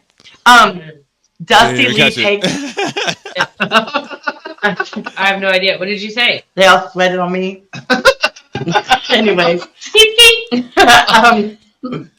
Anyways, Dusty Lee takes his hat. He wears like a fedora. And it was... No, not a fedora. It's a brim hat. It's like a brim. It's like a wide brim. I think I've seen a couple of photos of wide brim joints. So, of course, he's been up on stage in these hot-ass lights, sweating. He takes his hat and places it right on top of Lacey's head. And I was like... Damn. I was like, oh, it's so sweaty. But I But was like, but it's also dope. Oh yeah. It's too big, so it's like moving around because he takes it off, just sloshing in sweat. And I'm like, yeah, okay, here's your hat back, and he's just like, nah, you just keep wearing it. And I'm like, doused in sweat. I should have took a picture of it, but I was too busy laughing at her. dude, it's so funny though. Oh my god. Yeah, it was funny. Yeah. Like, it's a memorable one. But Dusty Lee's a great dude. Also, Dusty Lee kind of called us out a little bit. Yeah, because he hasn't been on our channel yet. He was like, how come I haven't been on your channel? Like, pretty much. That's what he said. Because literally, if you think about it, we just interviewed Adam. Well, so you got everybody right now. Jimmy had already been on there. Literally, everybody there except for Dusty. He's not been on. But to be fair, I didn't really know who. I mean, I only know who he was from the Pale Horse album because they did that song with Bubba Sparks. Yeah. And so I don't. I fucking love Bubba Sparks, dog. That's my dude. Dude, have you heard that song? It's Give It a Name. Yes. Mises actually. Yes. I think Mises had the best verse on that. Give It a Name. I have heard that. I heard that a while back. That was actually what made me be like, you know what? I guess I fuck with Adam now. Yeah. Oh shit. Nice. I was like, I think that's the song right there. Dude, we heard he has a song coming out with Mercules, and we heard it last night. It's unreleased. It's but he's putting out like a ACAL Forever. Is that what it is? ACAL Forever on Black Friday or whatever. It's Black Friday. Yeah, it's Black Friday, and so like right after Thanksgiving, which is not very far off. But this song was one of like the most hard hitting Adam like verse song things I've heard in a hot minute. Like I was like, damn, like he's. Made you do the face. Like, yeah, dude, I had the same face the whole time, and then I wanted to hear it again because it was so good. Like, right. I mean, you could go back on Triple T's Live if it's up still and still listen to it, but like, holy shit, that song is good. That's gonna go crazy when it comes out. I can't wait. Yeah, it was fire. So round table question for y'all. Round table question for all y'all. What is y'all album of the year for you guys? It can be rap, hip hop, R&B, country, don't matter. Album of the year or song of the year? Album of the year. Album of the year. Album, huh? I mean, I would say. Proud to Be a Problem. I love that album. Yeah. I don't know. I would probably say it's probably going to be these two albums that I'm about to get, but I don't know. But you can't count that as album of the year because it didn't come out yet. What is out? I haven't received it. I haven't received it yet. But with those, because I haven't heard those yet, what's or whatever. Out and what you already heard? Yeah, exactly. Yeah, out of the stuff that is out, and I've already heard probably maybe ACAL 2. Oh yeah. Yeah. Ooh. ACAL 2 probably. Yikes! I'd want to support my dude, but yeah, it's got to be ACAL 2 for sure. So I mean, Proud to Be a Problem is really dope too. So those are probably like 1 and 2, very like what do you call it? Like very even for me almost. Like, but ACAL 2 just has like but it's got way more rap shit on it, and I'm more of a rap person. Right. So but Proud to Be a Problem is just such a good album. Yeah, I just love Proud to Be a Problem. It's still literally in my car, plays every time you get in it. So, but if we're talking about like singing albums, then it would be Proud to Be a Problem, obviously. But yeah, ACAL 2. But did that come out Proud this to Be year? a Problem's Tom's Joints, right? Yeah, but I thought that was a record. Last year? I thought that was a record. No, that was the name of the album. That was the name of the album. Okay. Yeah, that's the name of the album. He had a title track that was also on it. So right. Proud to Be a Problem was also a song. Okay. Yeah, but did that come out at the end of last year, or was that this year? Proud to Be a Problem was this year. Tom's at least released one this year. This would be the second. I thought. I don't know. Maybe I'm wrong. Maybe it's ACAL and I don't have to worry about it. It all runs together for me these days. I'm like, nah, there's so much fucking music. It definitely blends. So yeah. So how about I would say probably ACAL. ACAL. Okay. Yeah. You say the same thing. Oh yeah. What about you, Carol? Amy. It could be any album. Yeah, it don't gotta necessarily be rap, but rap if you could. But if not, album of the year for you. Album of the year is my album that I put out in April. I love it. There you go. It's like, yo, buy my shit right now. Also, what's up there for me was the Trailer Park Boys, and that was early I know. Trailer Park Boys was really fucking good, and I'm pretty sure all those songs were about Ryan of Church, so or like throwing shade at Ryan of Church. I'm pretty sure, but like, cause Steven Rogers, that's my joint. I'm about to say, yo, I like that Steven Rogers shit. I ain't gonna lie, cause I was gonna be like. Lesson Learned is my favorite song. Would have been Clips' album. that just came out, but then I would be like, if I was to think of something else that I listened to this year, I'll probably put the Trailer Park Boys up there for real. Yeah. Because I still be listening to that shit. I'll be at the gym with that. Yeah, I would say those two, because I think Proud to Be Prom was actually the end of last year. But Can't fuck with the boys from Trailer Made shit. That sounds gold. That's a good song too. But Country Rap Tunes, which is even funnier because Adam actually has an album called Country Rap Tunes, and Adam was actually supposed to be in that video too. But because I'm like that song, I feel like that whole thing is about like kind of aimed at Ryan Upchurch. I'm pretty sure the whole album is. I think it was actually almost a troll album, but they gave him so much material to work with, they made a whole fucking album out of like subliminal diss tracks, basically. Okay. Because like Ryan Upchurch still talks shit on his like stories and everything all the time, right? But they're not going to, like Hard Target says, he ain't gonna do no back and forths, not at all. That's in the song. So. Not at all. That's what he says. He said, not at all. Nah, not at all. That shit like I'm not at all. Yeah, exactly. You know what I'm talking about. But I'm pretty sure a lot of that stuff is aimed at Ryan too, like, because they're responding, but with music. So they're not only like it's the greatest troll ever, right? Because Ryan is talking to shit online or whatever, and they're hearing it, but they're just making music based off that shit, and they're having all these hits and all this success based on that. It's like genius. Those guys are genius. Listen to those songs with that in mind, with that thought in your head, and I guarantee you hear them just a little bit different. I bet. Might be a little bit more than subbies. It might be a food fight. A lot of subs getting thrown. Especially like Insane, they have like the pray hands, because that's the church. Yeah, because you said that. The pray hands, and then they do the sarcastic smile. Oh yeah, I know. That was like their thumbnail for that. Totally. She heard Insane for the first time yesterday. Yeah. That shit bang too. Dude, that was fire. I know every word of that song too. Dude, they played that so bad in that one. They played that on the last one too. They didn't do Justin's verse, but they did that song, and I was like, that was such. They should have hit us up. We could have totally took care of Justin's verse. Oh yeah, I can handle. Totally could have done it. I can do that. Give me the mic, Adam. I got it. Yep. And then I'd have been up there like I don't got it. No.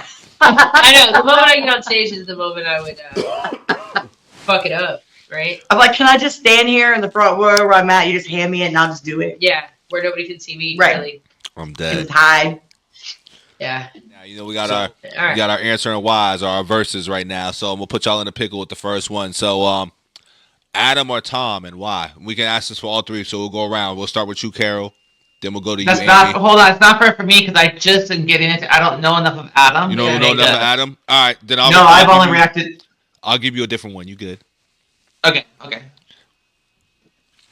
You want me first? Adam or Tom? Like who we prefer? Is that what you're saying? Answering why, Adam or Tom. It's whichever one first. Yep, I'm putting y'all there. I'm putting y'all there right now. I'm putting y'all in position. That's not nice. I don't play nice sometimes. Okay, well I'll go first to give Carol a moment.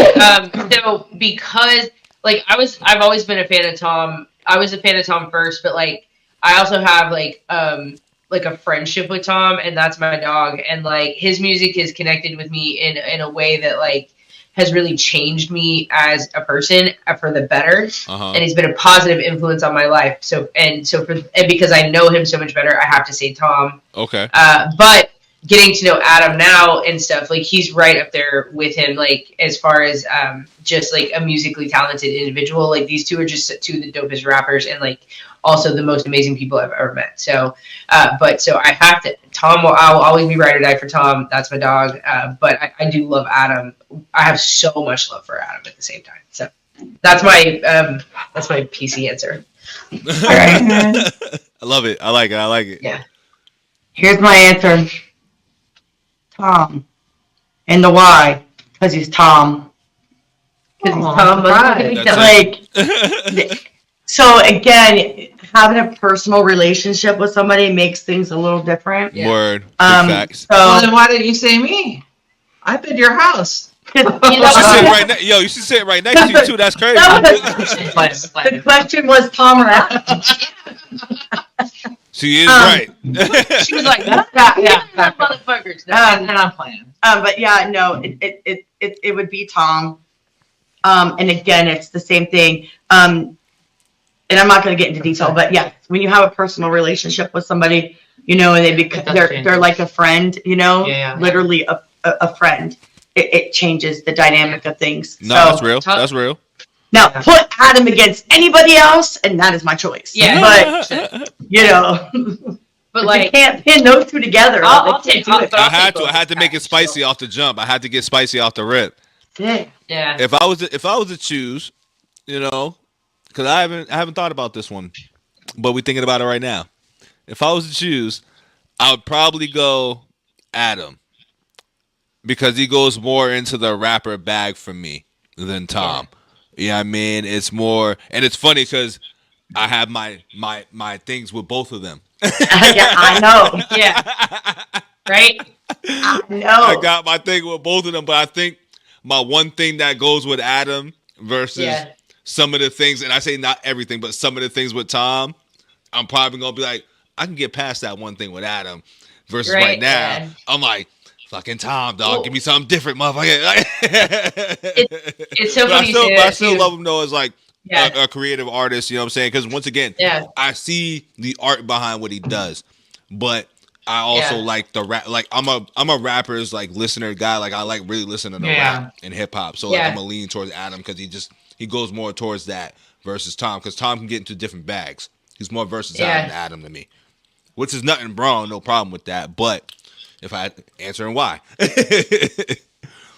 No, I tell you. Well, and I kind of like love that because it's like a full circle kind of moment. Because I remember watching your reaction to racism, and then you know, and then now like to come to that spot, like I mean that's pretty cool though. I think that's a testament to the talent, right? But what's funny is you say that that's why I think giving a name because like I do things in threes too. Like I give artists like 3-track tries. Like, I remember. Yeah, you know what I'm saying? So I'm going to be like, all right, if I get 3 tracks, like, if you get me after 3, I'm already locked in with no matter what you do. Whether I like it or dislike it, indifferent, hate it, or love it, I'm locked in. So with Adam, it was that. Then I think I gave a little break because, you know, comments be tripping. And I'm like, oh, I wasn't ready for that shit. So I said, hold up.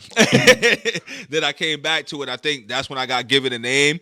And literally, I'm just like, I can't even be mad with how this motherfucker doing shit because this dude's kind of nice. Like, he might say that, but I'm like, you know, I say it too, but I'm just like, you know, that's one of those, like, I got to talk to you first. I got to have a conversation. Like, Mello, that's one of those, like, I got to talk to you, dog. Like, you know what I'm saying? But, like, I rock with him mainly because of that, because it's just a rapper thing. So. I know, because it's so funny that you bring up racism because that song, it's totally on his fucking set list. You know? Wait, my fault. Say that again, you broke up. Oh, it said it's on his set list. Right. Song's popping. And everybody love it. Yeah. Yes. And so, but listen, I got to tell you, so the last day, there was this big security guy. Oh, dear. Not our pigment. More your pigment. And we were like, oh, dear God, does this guy know who Adam is and what the fuck this man's about to say? Holy shit. I don't know how. Like, we were tripping just a little, like, oh, shit. And then when that song came on, tell me why, I'm looking like, where did he go? Because, like, I was like... He wasn't there no more? Nah, he wasn't there. Oh, somebody definitely was like, yo, somebody was like, yo, somebody's outside. You need to go outside. Just sit this one out. I'm going to need you to go outside for a minute. I think I hear something outside. Yeah. Can I ask a funny question since we on the topic anyway? How many of us was in there? Oh, yeah, you can. How many of us was in there? There was a few. Yeah, a few, but literally a few, like a sprinkle. Sprinkle. It was a sprinkle. Just like sprinkle in there. So chef kiss. Listen, genuine ask because I'm like, I wonder how many people go. Like, I just need to know. You know what I'm saying? I need to know. Like. Yeah, that's hilarious. Yeah. Just a sprinkle, just a little dabble. You know, Chill Rock went to the show. Word? Yeah, not to the one we were at, but Chill Rock went to one of the War Tour shows. Okay. I think we kind of asked him that same question when we were on live with him and who were we live with? Who were we live with? Chill Rock was there, but who were we on with? It wasn't Tim. I don't remember. That's what that for you. But yeah. Oh, Chop. Yeah, it was Chop and Tim. It was just on Chop's channel. It was on Chop's channel. That's okay. Yeah, because I was just kind of curious. I was curious. Because here's what I was curious about, right? Because for one, if you think about it, you're going to have this man who is singing this song. You got a sea of white people. I'm going to keep it real. You have a sea of white people. That's why I had to ask what I asked. You good? Yeah, you got a sea of white people. And, you know, a lot of people, when you are at a concert, you're singing along, right? How's that going to feel to a black dude? You got a ton of white people, not even just the performer, but you got all these white people singing this song at the top of their lungs, and they gonna drop it. Neither one of us did. We were like, see, but you know the best part is that ain't nothing because we used to that. we be at concerts and bars every day. You know? Right, so right. It happens. But how would it? Yes, but think about a Kendrick Lamar concert. There's a lot more white folks that go to a Kendrick Lamar concert than us. Oh, that's just okay. Okay. Yeah, I mean, I'll just put it like that. It's just like, it's funny because one of the... I wouldn't have thought, though, that they like... Well, you know the funny thing about hip-hop music, this is why I always ask these questions in hip-hop, like, from the outside looking in, or actually from the outside looking in, like, the consumers of hip-hop and people that buy the records are most likely white folks. You know what I'm saying? Like, those are the folks buying the records, like, buying physical copies and going to the concerts. Like, yeah, we going and shit, but shit, I'll keep it above. We bootlegging this shit sometimes too. Like, you know what I'm saying? Like, we not buying actual records and shit. So it's like, you know, the consumers is the consumers, which is fine. Which is why hip hop was one of those things that you need the police, because it was also getting into the suburbs. So you know. Well, like, so I mean, because did I tell you about the Cash Money Millionaires concert that I went to when I was with my ex? I took him for his birthday. That's what he wanted to do, and I was like, "Well, I like him, so I want to go." Right. So we show up in Chicago. Okay, downtown Chicago. I was gonna ask what was the location. Word. Downtown Chicago, Cash Money Millionaires. It's like me and one other white person, right? So I was like, huh. So this is what it feels like. So now nobody tells me I don't know how that shit feels, all right? Because I fucking do. You experienced it real quick. I walked in and I was like, had a 4-hour experience. He was like, oh damn. Everybody kind of was just like, it's just me. Are you lost? Yeah. You know this is a Cash Money concert, right? Like. It's like, this bitch is lost too. She's whatever Keith is down the road. Yeah, right. Like, damn. That's like, funny. But yeah, I like scooted in. I don't know, just like, what's up? But yeah, but you know, that's usually nothing though. You know what I'm saying? That's nothing as far as like a crowd of white folks singing the word to a song. Yeah. It's, you know, we hear it all the time.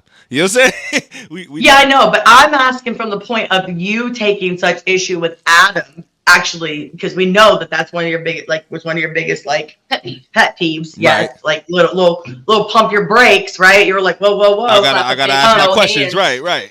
Yeah. So with that being in mind, that's where that came from. My question, like, okay, right. So you already, you know, because I know that he said in other songs, you were like, well, I was good, and he lost me right there, Adam. Like, you lost me, you know, because I've seen it in other reactions. Because trust me, I may not comment, but you react to an Adam Calhoun song or a Tom Macdonald song, I'm watching. I'm just not always a commenter. I need to, because you always show our channel love, so I need to do better.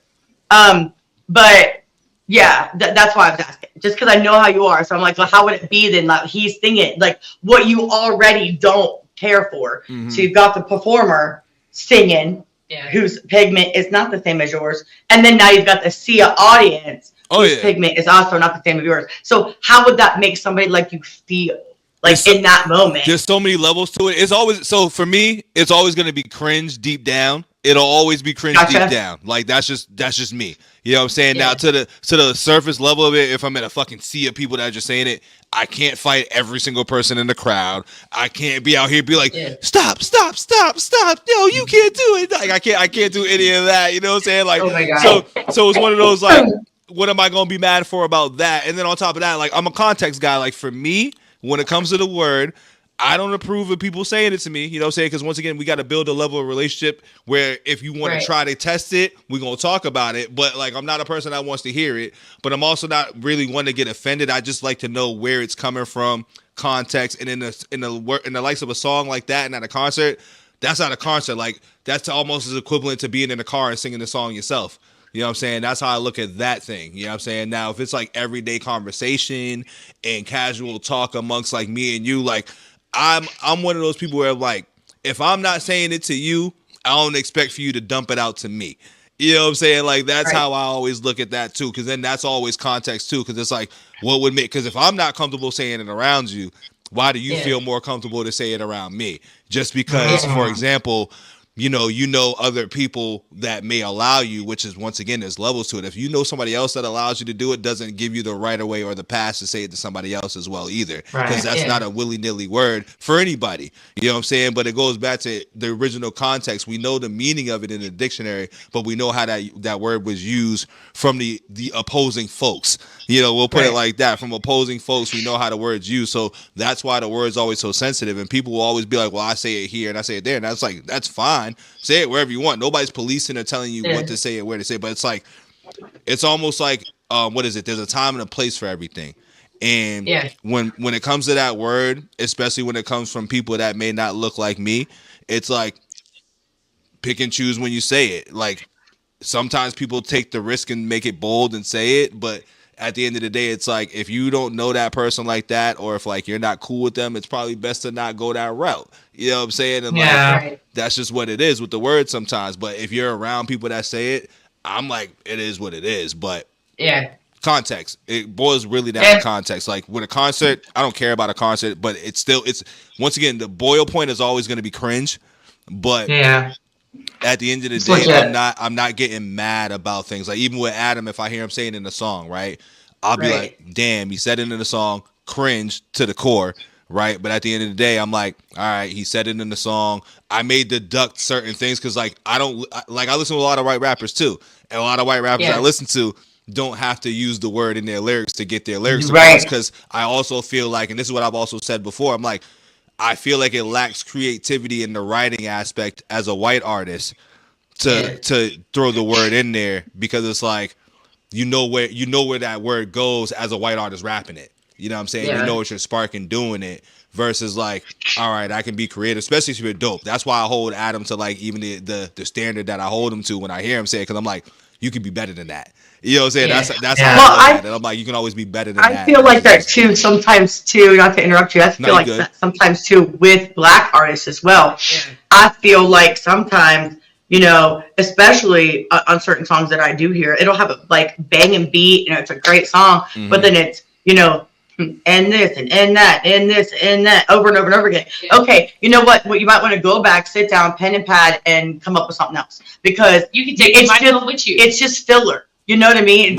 You're not saying anything. It's terrible filler, and I get that. I 100%. Because once again, it goes back to like, and this is part of like, I don't even know what to put it, because it's one of those like, I don't really mind hearing it coming from the horse's mouth, I guess, so to say, right? You know, like I'm one of those biased people. Like I'm not gonna be bothered by somebody that looks like me saying it. Like I'm just not. You know what I'm saying? Like do I want them to run around saying it in common conversation?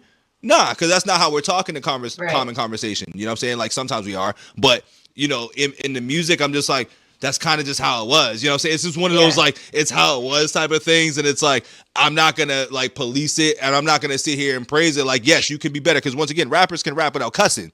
You know what I'm saying? Let alone just the word period. Rappers can rap without cussing. If we want to talk about things in general, artists have proven time and time again that you can make great music without any cuss words, but we choose to cuss. Just the N-word happens to be another derogatory word that we use, just like bitch. We ain't got to refer to every woman as a bitch, you know what I'm saying? But we still do it, you know what I'm saying? And all artists and stuff like that. So it's just one of those things where it's a form of art, but it gets crunchy and it gets sticky when it comes to white artists using the word. Like, for example, like, when they go that route, it's like, you know, you're already going to spark controversy. And then I always, you know, it's weird because I feel like independent artists go that route, and then I feel like no mainstream white artist has never went that route. I always found that weird too.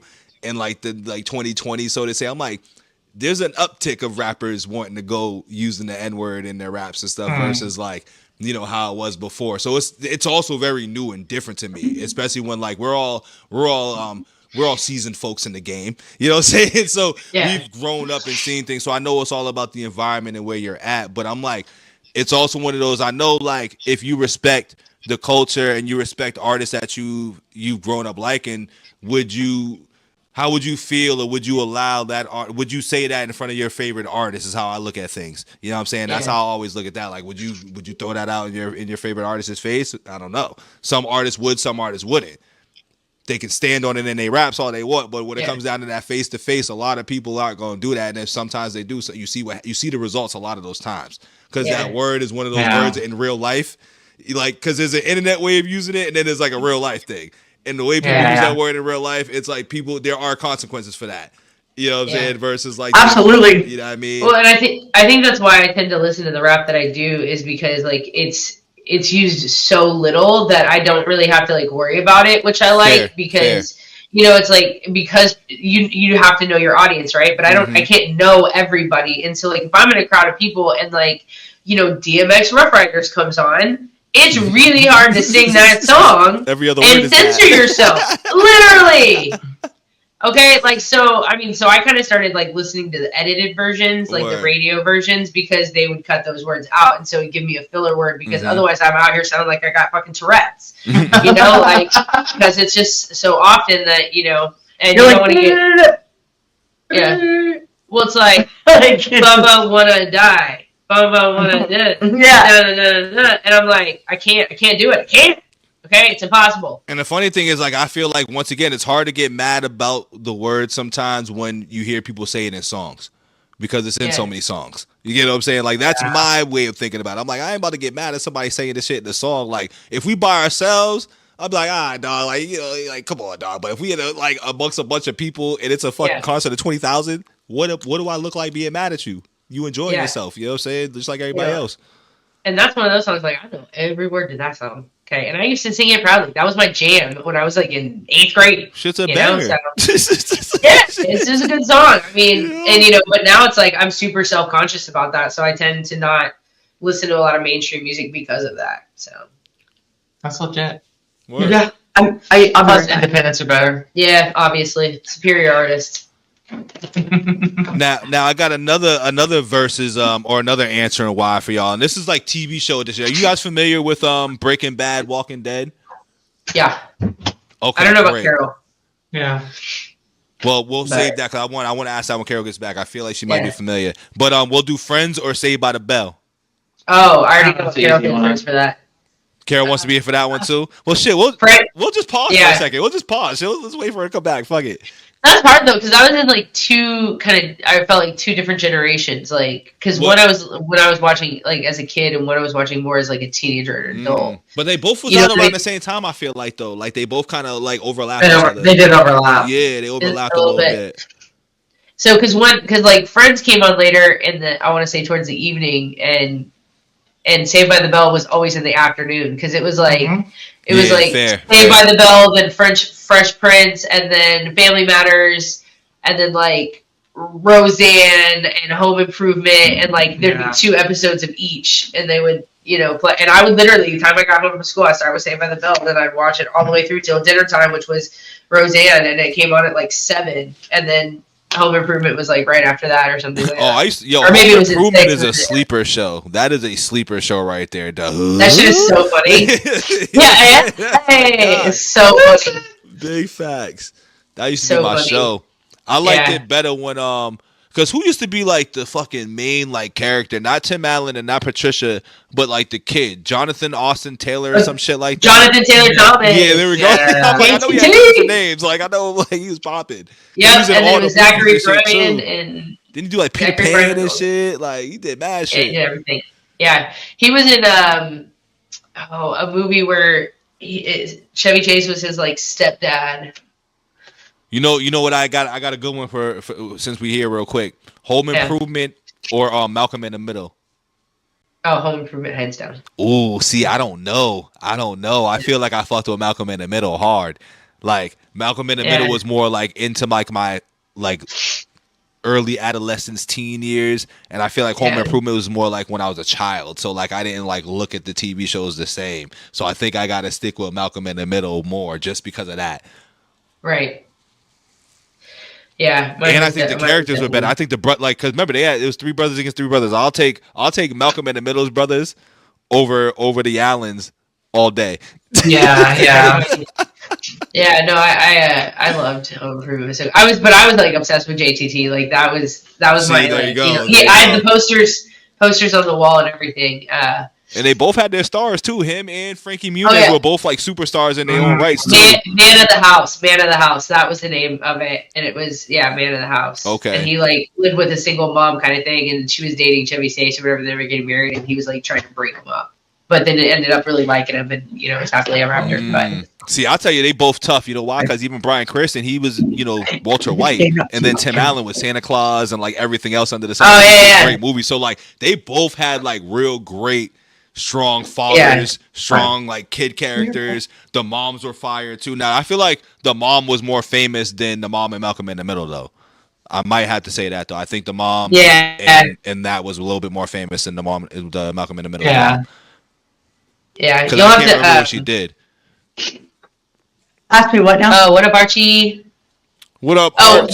I'm gonna go to the bathroom. You ask her about the question that you asked us, so she can answer now. Oh, all right. So we were talking about Home Improvement or Malcolm in the Middle. Home Improvement. Damn, y'all both said that, huh? You too, Amy, too? Home Improvement too? It would be Home Improvement. Damn. See, I mean, I guess it's because, like I said, I was more of a child with Home Improvement, and I was like a young adolescent when it came to that. So, like, I definitely would have to lean towards that. I loved it. I never watched Malcolm in the Middle. Really? Never. Nah. Oh man, you're missing on some good shit.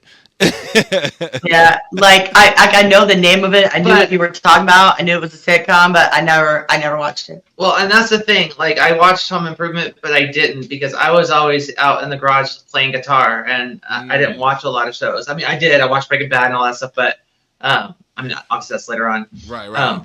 But I was as a teenager, I would spend 8 hours, 9, 10 hours a day just playing guitar. That was my escape. That's a lot Music of time. was my escape. Word. Uh-huh.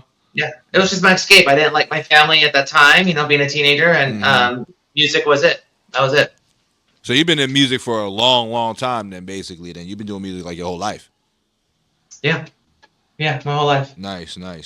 Yeah. I have 3 albums out, and then I'm doing just a bunch of singles at this point. Okay. Now, do you have more on like just YouTube, Spotify? Where's your music at? Right all over? I'm on all platforms. All platforms? Okay. Yeah. And you said you just got into rapping a little bit too, right? Yeah, I'm doing the hip hop thing. So my first album I put out was like progressive rock. Uh-huh. I was in a band called Sugar Tits. Nice. And we played all over. And then I put out like a contemporary album, and then I put out a pop album, and then now I'm on the hip hop vibe. For me, I just want to prove I can do stuff, and I love hip hop, and I've always loved hip hop. Right. But I was always like, who wants to hear a white girl rap? That was just me, so I just never did. But I've written probably like 200 hip hop songs in the last 3 or 4 months, so they're all coming out slowly. All right. My vibe. So I actually got a question about that too. So the transition from going from like, country and pop to rap, like what did you find that to be like an easy transition as far as the writing and the format and the approach? Like, did you find anything difficult with that? No, it's been very easy. So for me, I write based on how I feel, and then I get a feeling that I want, which will give me the topic, and then I'll create the music to match what I'm feeling, and then the lyrics will come, the melody and lyrics will come with it. So it's just, I'm trying to push myself as an artist into different genres, and I love that. But it's the same process across all genres. Interesting, because I've never actually asked that question before, because I've never known somebody to cross from genre to genre before, so I didn't know if it was like a different process and everything, but sounds like it's the same. Yeah, at least for me it is. I don't know about other people. And then what I've written songs for other people so many times that I think the hardest transition was writing work, because I've always been like a backup vocalist. Okay. I've never been like a lead vocalist, and I think that's why I like hip hop so much, because I don't have to sing, because I'm not confident in my vocals as much. Right. But the transition has more been in confidence of being like the behind the scenes person versus the front person, and that was the hardest transition, and I'm still transitioning that. But right now have you found like your cadence and your flow while going through that as well too? It's getting there. Yeah. I'm putting out a song. I guess I'm gonna put it out soon. It's gonna be a diss track that's gonna have some pretty You cool dissing? flows in there. You out here talking shit now? A little bit. Listen, I like dissing. I'll be the first to listen. I like when it's dissing. Listen, if you're the pastor, I'll even diss it. But yeah. Whatever. You're always the pastor. Will you be cussing? No, I won't be cussing. Okay, I'm gonna say if you're a pastor, I won't need to. I won't need to. Okay. It's gonna be a lyrical slay. What type of beats do you like? For hip hop, if you're doing like hip hop and rap songs, what type of beats do you like for? So I started off with just typical like R&B hip hop vibes. I moved into more of like a Middle Eastern vibe, but now I'm going back into this rock vibe. So I'm mixing my metal-y rock. I mean that's coming out, but I just like the heavier beats, like an Evanescence feel, like you saying you getting into, like an Evanescence. Did I say her name right? Evanescence. Yeah. Thank you. I've been saying that name wrong my whole life. My bad. I would say, as far as guitar tone, absolutely. Evanescence, Linkin Park, it'd be more of that tone, like a new metal tone. Okay. But I like the kick and I like big bass drops. I just like the fat bass, and I also like the intimate stuff. I've been putting out the stuff I worked on a while ago, kind of building up, because I can't put out the good stuff, and then it kind of deletes all the stuff that's not as great. Because I want people to see my journey. Right. You know, like I think it's all good, but like there's some songs that are coming out that are absolute fire in your face, you know, and I can't wait to share those ones. Word. I'm excited to check them out. Because I'll definitely be on the couch with it. Yeah, it's a diss track to you, Brent. No, it's not. That's hilarious. That's so funny. Yeah, so probably my next song will be a diss track. All right. Well, but then I also put out. Yeah, I also wrote a song that's coming out. It's called "No Names, No Justice." It's old school, like just an old simple rap beat. I went back to like early, just very basic, and it's about the Epstein files. Get those damn things released. Get them to release. Why they not releasing them, dog? Yeah. Who's really to blame? So yeah. But I'm on a hip hop vibe now. I love it so much. I love wordplay. I love double entendres. I love building the story and double meanings. That's like my thing. So I'm having fun with it. Nice. Yeah. I love that for her. I'm looking forward to it. Yeah, thank you. Well, now does anybody else have to get up? Amy, you got to get up too. You got to get up. You know. I already did. I led the path. Oh yeah, you got up first. It literally was like one and then the other and the other. Uh-huh. Well, since we got all three y'all back, I will ask you guys the burning question of Breaking Bad or The Walking Dead. Which show is better and why? That's an easy one for me. It's Breaking Bad. Okay. 100%. Okay. Walking Dead. So that's tough for me. You know why? Because I feel like I like The Walking Dead to a certain point, and I love The Walking Dead. But The Walking Dead died for me like maybe once they killed Rick, but really when Glenn died, exactly. But really when Glenn died, the show died. But Breaking Bad is one of those like all timers, though. You know, Breaking Bad is like an all time. Never seen it. Damn. Yeah. Yeah. I tried to watch Breaking Bad twice, and I got to like the 6th episode and gave up because I was just not into it. I hated the wife; she was such a bitch. Skyler. She gets worse too, which is funny. That you said that I know. Episode. Yeah. And but I would see periodically some episodes in other seasons and stuff because I was married at the time. Yeah. I'm divorced now, but he was like obsessed with that show, and so like there's a lot of scenes and stuff that I did see through or whatever. But I stopped watching. I stopped watching The Walking Dead.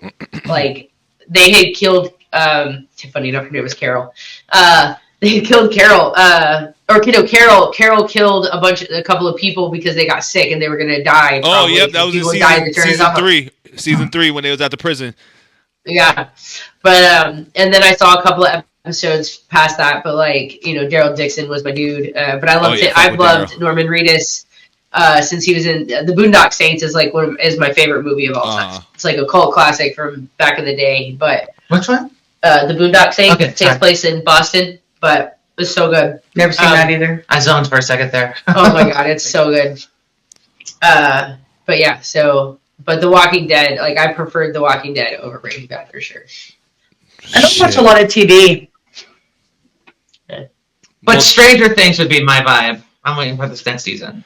See, I checked out of Stranger Things real fast. You know what I'm saying? Kind of like as fast as I did with The Walking Dead. Like they both kind of ran their course at a certain amount of time and like certain seasons and shit. But I'm definitely sticking with Breaking Bad as like an all timer for me because I think Breaking Bad is I can watch that time and time again throughout the whole series and finish it versus like Walking Dead. I know I'm stopping to watch it at like season 8. That's when I'm gonna stop watching it. But Stranger Things, I stopped at like season 3 or something like that. Sons of Anarchy and Dexter. Sons of Anarchy and Dexter are probably my two favorites. Besides True Lines, Sons of Anarchy and Dexter. I have never seen Dexter. It's so good. Oh my god. It's been on my list and it's still on my list. 10 out of 10 would recommend. It's so good. It's so good. It is so good. Okay. So good. I have to watch that one. I'm gonna definitely have to peep one of my all-time favorites. I spent so much time in my studio. Too. Didn't they come out with a reboot or whatever? I think so. Something, yeah. I heard that. I can't watch the reboot because I haven't seen the original. So good. But Sons of Anarchy, that show was extra. Oh, Sons of Anarchy is so good. That was great. Yeah, that was great. They would always end the show with like some kind of crazy twist. You thought you knew it was going on, and then it wasn't what you thought it was, and then all of a sudden it's over, and you had to wait for the next season. I didn't like the ending of it though. No, I mean I didn't. The endings never go well in a lot of shows, which is weird.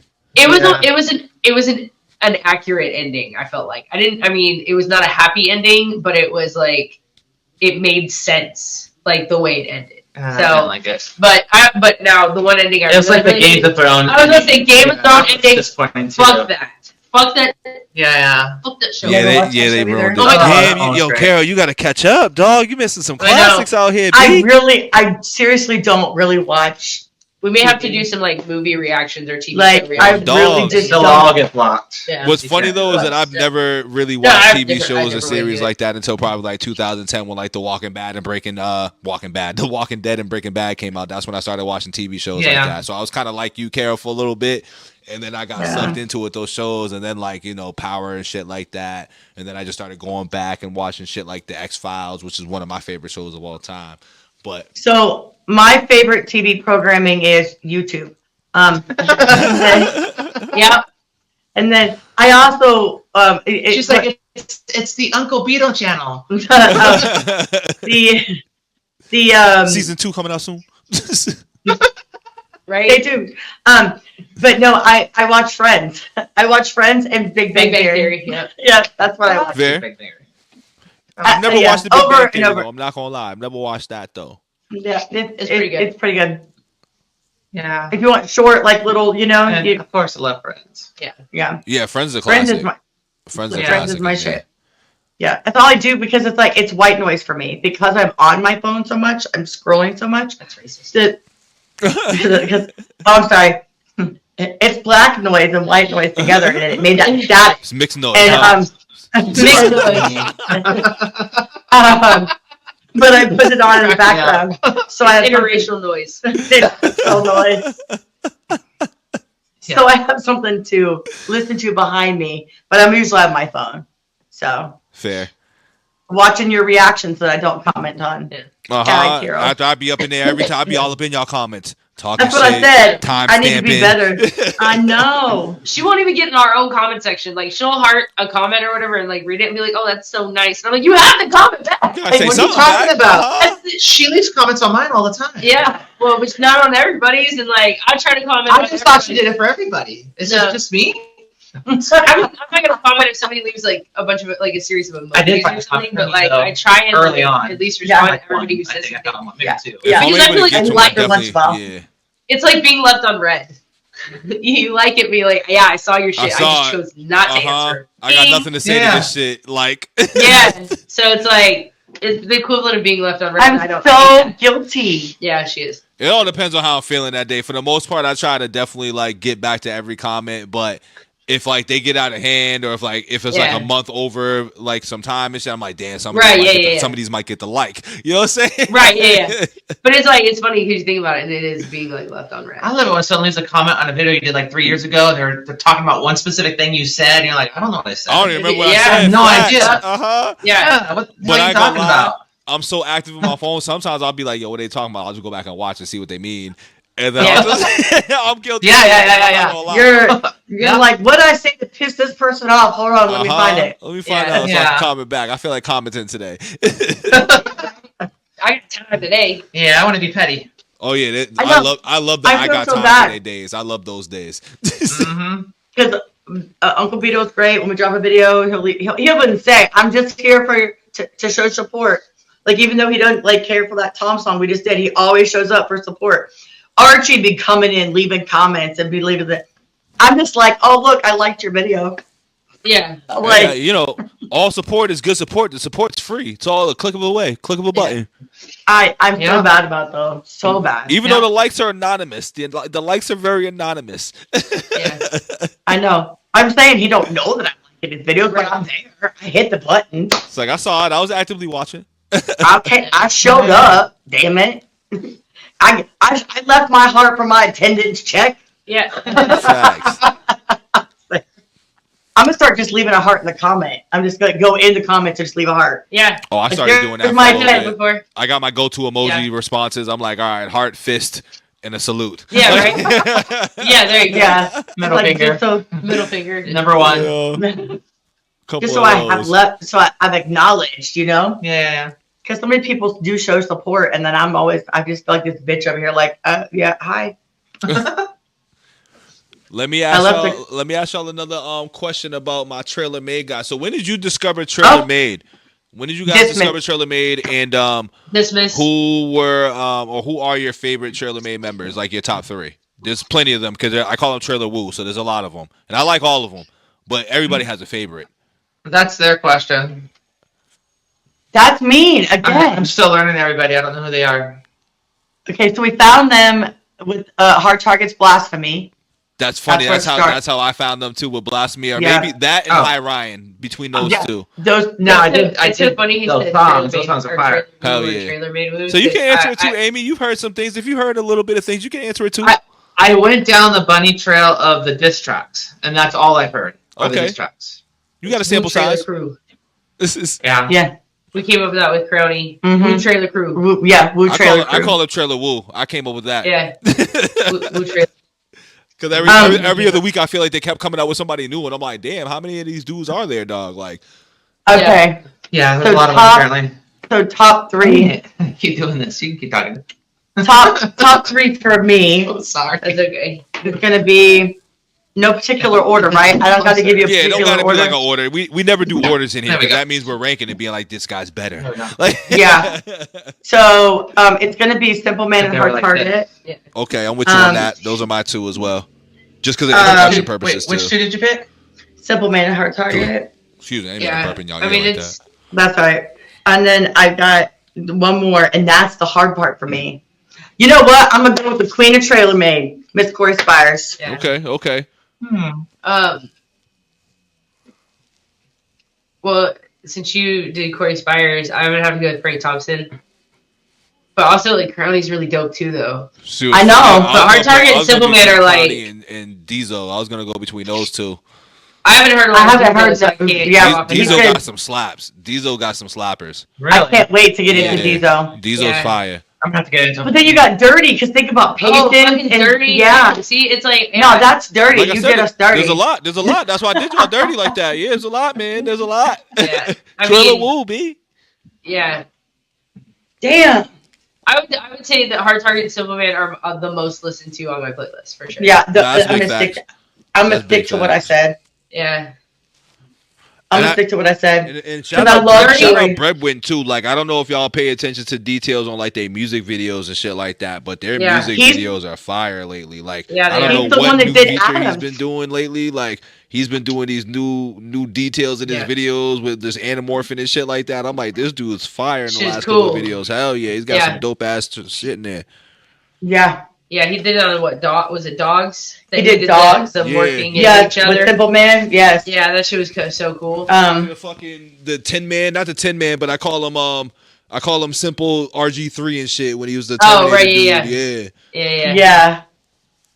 But yeah, those guys are dope though. But Simple Man and Hard Target are just simply my favorites, and I can say that hands down. And I can say it without feeling like I'm gonna hurt somebody else's feelings or whatever it is. But they're just my dudes. Like I love those two guys. Yeah. So like it's kind of like a Tom and Adam for me, right? Like they're just my dudes. Like they're just my dudes. Yeah, I just love them guys. Like word. I got mad respect for those dudes for sure because they actually like show love and shit too. You didn't hear it. No. I heard you. She said, "I'm just not acknowledging." Oh, hi, kitty. Oh. They want food again. That's what it is. Show your back. Show your back. Right? I know. That's what they do. Shake your tail feather. Let's see another one for y'all. Another TV show, Carol. So I'm sorry. I know I just learned that you don't watch TV like that, but you might have seen these ones. So maybe. 90210 or the OC. 90210. 90210. Okay. Oh, that's a tough one. I'm gonna go with the OC. I like you, Amy. I like you. I'm the OC with you. I'm right there with you. Yeah. Well, I grew up in LA and Orange County, so it was like I was really attached to that. Oh, you was attached to it. California, here we come. Right back where we started from. California. Well, like the old, like the original 90210? Yeah. Well, the song I was singing was the OC, but no, I know. But I was like, because they had done, like, didn't they do like a reboot or something? Yeah, they did. Yeah, but they did like a Melrose Place and then that too. We don't pay attention to the reboot over here. Yeah. Okay, just make it short. I want to say I watched the OC too, though, but the OC was too short though. That's what my thing was with the OC. It was 4 seasons, and then like shows. I feel like when TV shows lose track of the plot. And then they try to do like, oh, they went to college or some other shit like that. It's like, just end the show. Yeah, just end it, dog. Like, don't want to see him in space. I know, just like they did Saved by the Bell. That's what I'm saying. Like, let them graduate and just end it. That's it. Yeah. Do a spin-off of something else. We don't need the college spin-off yet. It's a money grab. You already know. Yeah. 100%. But here's the thing. If you're a fan, you're going to give it a season chance. You're going to give the season a chance. Every single time. Yeah. Remember the spinoff they did on Friends with Joey? Yeah, that crash. Damn, I don't even remember that. That happened? Me either. It was bad. Shit. Yeah, they made his character worse. Like it was a crash and burn. Yeah. Did it even make a full season? I don't know. I don't think it did. Tough. I think the only most successful spinoffs in recent times has probably been like Fuller House, Power, shit, and even then, honestly, there's not many good spinoffs like that. Yeah, because even though Roseanne was cool, right? How was that? Yeah, but their show stayed on. Did the show stay on? But I feel like they took the show from her. So yeah, I didn't watch it because if you don't watch Roseanne, I'm not watching it. Yeah, right. The show's it's not Roseanne without Roseanne, right? Yeah. I mean, she was like. Her and the show, dog. Dan was like Roseanne and Dan John were like, Goodman? right. Were like I love John. You know Goodman. what I mean? Like, dude. Yeah, he's great. To me, it just didn't work without like both of them. And then like, not at all. I don't know. When you just get rid of Roseanne, it just doesn't make any sense. It's not the show. Well, not only that, it's like getting rid of Rick out of The Walking Dead. It's the same thing. Well, because she was the. I mean, it was Roseanne. Right. The show's name is Roseanne. Yeah. They spun it and started calling it the Connors, and in the actual what happened. thing, yes, in it they ended up making Roseanne a drug addict, and that's how she ended up dying. That's like because like she ended up like having knee surgery, and so she got addicted to pain pills. Yeah, and they did Roseanne dirty on her own show. That's crazy. Yeah, that's pretty messed up.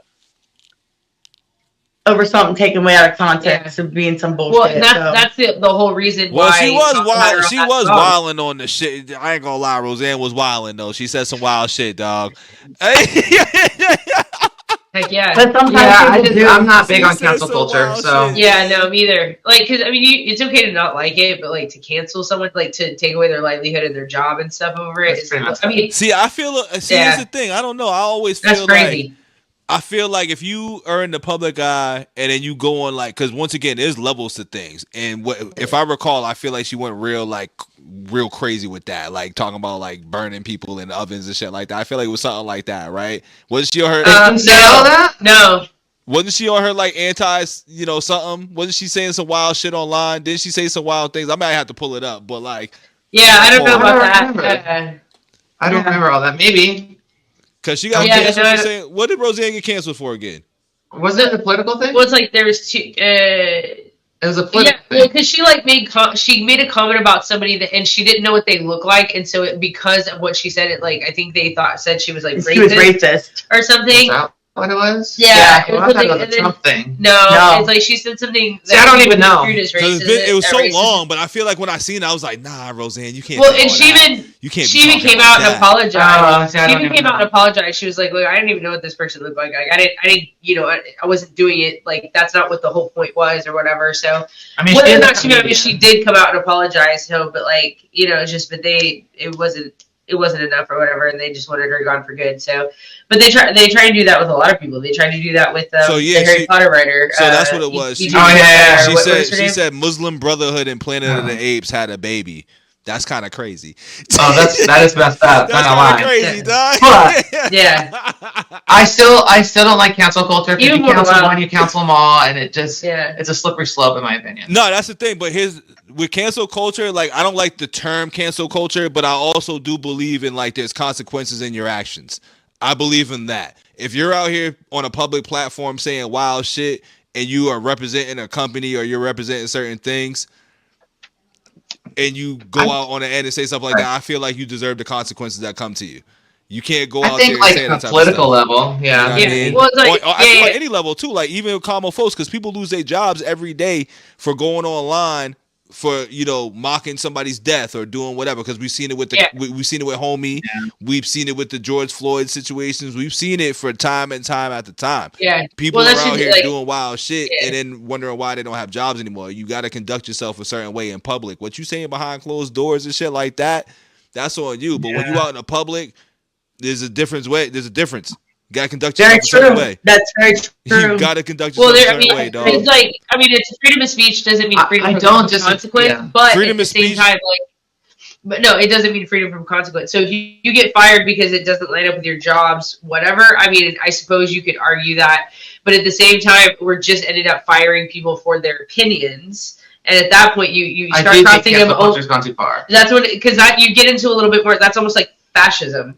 Actual fascism, like, because you are like restricting what opinions people can have publicly at all. So like the moment you police one thing, you like start policing everything, and now you can only say what is deemed appropriate by the masses, and that's for the fun. I mean, I can see both sides of the argument where you try to act a certain way in society, and there are certain consequences. But I also think everyone takes things too far. Yeah. And it's never there's never a stopping point. There's always a context.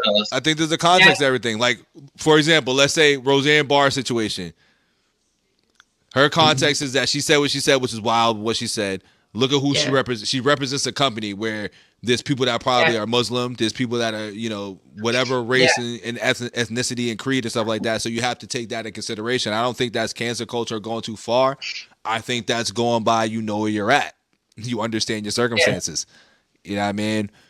And then my rebuttal to that. You can be free to say what you want to say, but you also got to understand that whatever you felt free to say comes with consequences. That's also okay. Let's go down that route. So let's say she got fired, and that's a good consequence we can all agree on.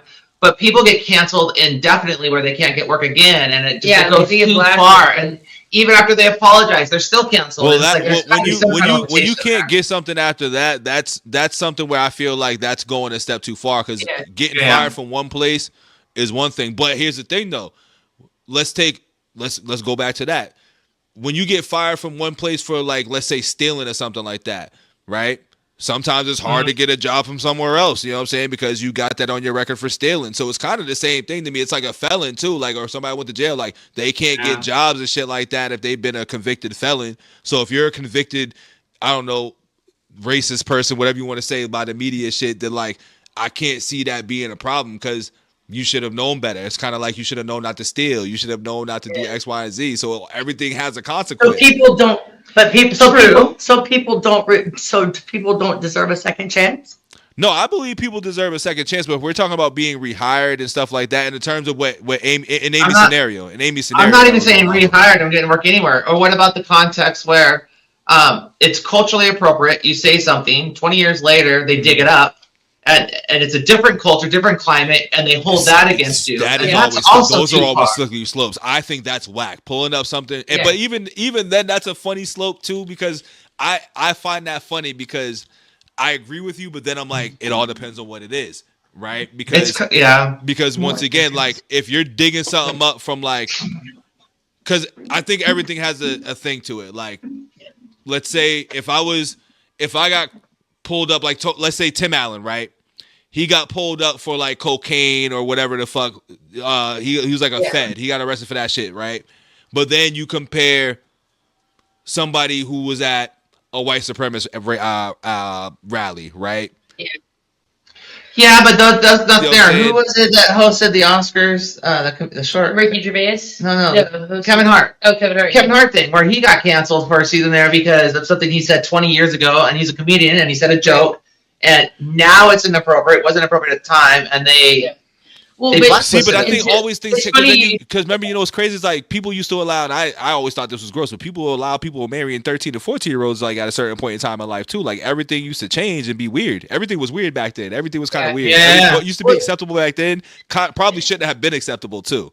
That's probably why things progress to be how it is. But to hold them accountable for something that was acceptable back then, I have a hard time. No, I agree with you with that. That's the one thing I will say. I don't think that you should hold somebody accountable for something that happened in the past and now you're pulling it up being like, this is you now. If you continue those behaviors, but if like that was something that happened when I was 10, you know what I'm saying? Now you try. Or when you're a teenager and you're stupid. Well, like, I mean, and it's like, so my thing too is though, it's like, so the reason why, like, so businesses will fire someone for saying something that makes them look bad because it could affect their pockets, right? But I don't feel like that standard is held across the board. I feel like the pressure to be PC, like, politically correct and stuff makes them do those things, because otherwise they would maybe suspend them or whatever for a while, but they wouldn't necessarily get fired because Whoopi Goldberg had said some shit about Jewish people, and she got roasted for it. You know what I mean? Right. Because she said the Holocaust wasn't about race, and she tried to defend this thing, right? And so, but she got roasted for it, but she did not get fired, right? She just got punished a little bit. She got, she couldn't be on the show for a week or whatever, and she apologized publicly, right? And then all was forgiven. But she's done it multiple times, and then also. You saying digging up that somebody was part of the KKK. A lot of when we would a lot of people on the right would say, "Oh well, Biden has knowingly been racist." He did the eulogy for Robert Byrd, who was a KKK member, right? He was a Klan leader or whatever, Grand Wizard, whatever the fuck they call that shit. And so, but people were like, "Yeah, but he was reformed. He didn't believe in that anymore, and he rejected that ideology, and now he's just this politician guy. It doesn't matter. It doesn't make Biden racist." But that wasn't. He actually legitimately had that in his past. So at the same time, so and I'm always that Biden funny too. I'm always like, nah, because he even recently came out, I was like, yo, the shit that he says to get the black vote, like, yo, you're not black if you don't vote for me or some wild shit like that. I'm just like, all right, dog. Dude, he said hot sauce in my bag and shit. Hillary Clinton, this is why politicians is racist to me. They play racist games. I don't like politicians. They play racist games to me. So it's if we're going to police people's speech in that way and hold them accountable by those consequences, you'd really have to do that across the board. Yeah. Otherwise, then it's just discrimination based on the fact that you disagree with someone's, viewpoint or whatever crazy dumb shit they're saying. You're not physically threatening to kill people or whatever. I think there should be some kind of limitation. So if you haven't brought it up in the last umpteen years, but you're going to bring it up now when there's no context to bring it up, I think there's got to be some kind of limitation. Right, so it just, to me, it's it all comes from the pressure to remain PC and to remain making money, and not because other people, then they'll cancel those companies, right? The right did it with the whole Bud Light thing, or the boycotting, all the shit, right? So it's both sides do it, and the context is you want to hold people accountable, but only if certain people are going to see that as needing to be held accountable, and not justifying anything anybody says or does, but I'm just saying, like, depending on how you're looking at the thing, how your level of offended and triggered is going to deem what you feel is an appropriate consequence for that, right? And, so it's I think with those two come with the society norms of the times of how society norms are. So yeah. Whatever the wind blows with the society norms is usually how those consequences are going to be taken. You know what I mean? For the most part, sadly. But it goes back to, like, as humans, we all have to adjust. And sometimes people don't like to adjust. You know what I mean? Like, what we like to see in the old and be like, well, why can't it be like, well, because times have changed. You know what I mean? That's the one thing that comes with it as well, is that times do change, and sometimes we have to be adapting as human beings. We may not be with it or may not be for it. I'm all with adapting. That's it. Just adapt. And it would adapt with agree to disagree too. Yeah, I'm all with adapting, but when you hold someone to a standard from something that they adapted from, that wasn't a problem back then, and it's a problem now, but it wasn't a problem then, but they've adapted, I think that's a problem. Yeah. I don't know. It's a slippery slope when you with that kind of stuff, because it's like, how do you make that consistent for everyone, right? And without infringing on people's. What's funny is that I don't think there's any real any consistency unless you broaden the topic of what the situation that we're talking about, like, because I think everything has levels too, like, like, I don't believe in, like, for when it comes to, like, we'll use Biden for example. Yeah. I think Biden still personally believes those things. You know what I'm saying? Like, no matter how you spin it, no matter how he's changed those things, if you spent the majority of your life believing in ideology and doing one thing, we've seen a lot of speeches from Biden, how he's talked about people, but just because you've gotten into politics and when you get into a certain level, I still think you believe that. You know what I mean? Do I judge you or care about how you feel after that? Nah, but I'm always going to be like, you thought that way. Everybody has a past. You know what I'm saying? Everybody has a past. Yeah. That's why, with these trails and stuff like that, that's why it's important to be a good character and a good person throughout life too. Yeah, I mean, that's the funny thing about it, is like, you have to be solid throughout, like, your entirety of your life, because things do come back to haunt you. That's the thing I think I believe in as well too. Things always come back to haunt you, especially in this internet age. Things will always come back. So that's why I think we're in a different space too, because that's why I think we're having that conversation on these thoughts, because it's like, well, if somebody's digging something up, because once again, there's paper trails everywhere. It wasn't like 20 years ago where you could say something and it'll just disappear and then nobody knows.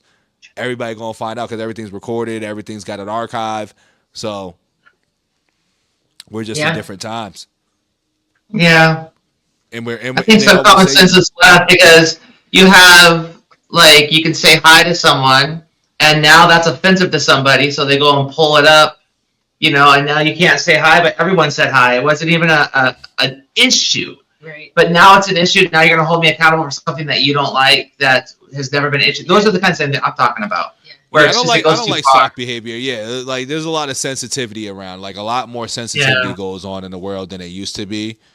But I don't think it's as bad as it is. I just think it's just like, I think everybody has such an opinion. Yeah, people got a lot of voices. You know what I'm saying? There's a lot of voices. Yeah. Like, there's a lot of spaces where people voice their opinions. There's a lot of people that feel the same way, and then people that build a large following. Yeah, true. And then you have things that are reclaimed, right? Like the word queer, where you couldn't say it back then, but now it's totally embraced. There's going to come a time where it's not going to be embraced again. And then are you going to cancel the ones that were embracing it to be inclusive? Yeah. You just got to be really careful with it. It is slippery slope. A lot of the flip-flopping. The world flip-flops every 4 years, I feel like it's flip-flopping and stuff. Man. True. Yeah. Yeah, I mean. And I ain't changing for nobody, so if you don't like it, fuck you. Sorry. Hey, you heard my intro in the beginning. That's not true. That's not true. I had to wear a blue shirt yesterday. Whatever. It was an HOG hoodie. Don't literally it's compromise. You still were wearing blue. Should have got your red. He didn't have a damn red one. No, it too. She's never gonna wear that shirt again now. Watch. It's actually my favorite. Nah, she's about to go get it recolored. She's about to dye it. Make that bitch purple. Hell yeah! I was wondering if you. Good job, Carol. That's awesome. Because blue and red make purple. That's right. I'll dip that bitch. I'll sprinkle it in bleach and make it tie-dye. Fuck yeah! I'm about to say bleach it. It's now a white hoodie. Oh man. They won't be able to read the lettering on it, but it's all right. Yeah. I know what it is. That's a white on white clothing crime. White on white clothing crime? Yo, Lacey is awesome. crazy. Oh, that's awesome. Oh man. That's awesome. Well, I locked y'all up for about 2 hours and some change today. Yeah. I locked y'all up for a little bit. And I done ran out of questions. I done ran out of shit to ask. This would be a perfect time for him to listen to White Boys. It would. That's okay. For me, it's nice meeting you. So That's an important one. You. So. Very nice meeting you. We'll connect soon too. Hopefully, I can get you for a one-on-one interview and give you a lot more questions, a lot more conversation too. Yeah, be great. Absolutely. And vice versa. Hey, the couch is always open. I'm always here. Yeah. Open for discussion. We love Uncle Beto. Like he's been one of my favorites. Even when it comes to stuff we don't like. I love his hair. Your hair is just sick. Thank you. Usually I got it done, so y'all caught me on an off day today. Well, if he wasn't always wearing them glasses, he's quite a handsome fella too. But he's always got them glasses on. I gotta hide the eyes sometimes. Yeah. I understand. The eyes get too distracted the monitors. You know what I'm saying? I'll be looking over here and be like, why is this guy darting so much? I don't want nobody thinking I'm on cocaine or something like that. So like, I totally know what you like. I'm always like checking the frames and then down on this thing, and I'm like, have you seen his posts? Like when he was younger, like yeah. Sorry. Oh, I have. I just saw those recently, actually. How you doing? Babyface Bito. When y'all see me as Babyface Bito, I like it. I did. That sounds like a rapper name right there. Babyface Bito. Yep. Hey, I actually found my rapper track the other day. I told people I was rapping. I found it. Yeah. Once upon a time, Bito was in the stew. I used to be in the stew rapping. Okay, I need to hear that. I was whack, but it was my first verse ever written. First verse ever. I love it. I think I posted it on my IG. I can send you the link if you want to hear it and give it a listen or whatever. Yeah, for sure. Yeah. Definitely can send that to y'all. It's a funny listen because I'm like, and I'm dissing. Just like you, Amy, I was dissing. Yeah.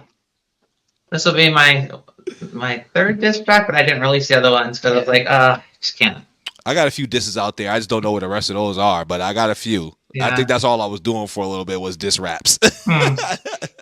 Oh, that'd be fun. I don't have any diss raps or diss tracks. I just like to talk shit. That's why I'm here now. Me and you are both on the same page. I love talking about shit. Yes. Oh, yeah. 100%. Yep. Yes, sir. Yes, sir. I love it. Love it. Oh, my goodness. And we're going to go out to eat. I'm really excited about that. Me too. I got to go to work. I'm mad. I wish I can just go to eat and chill.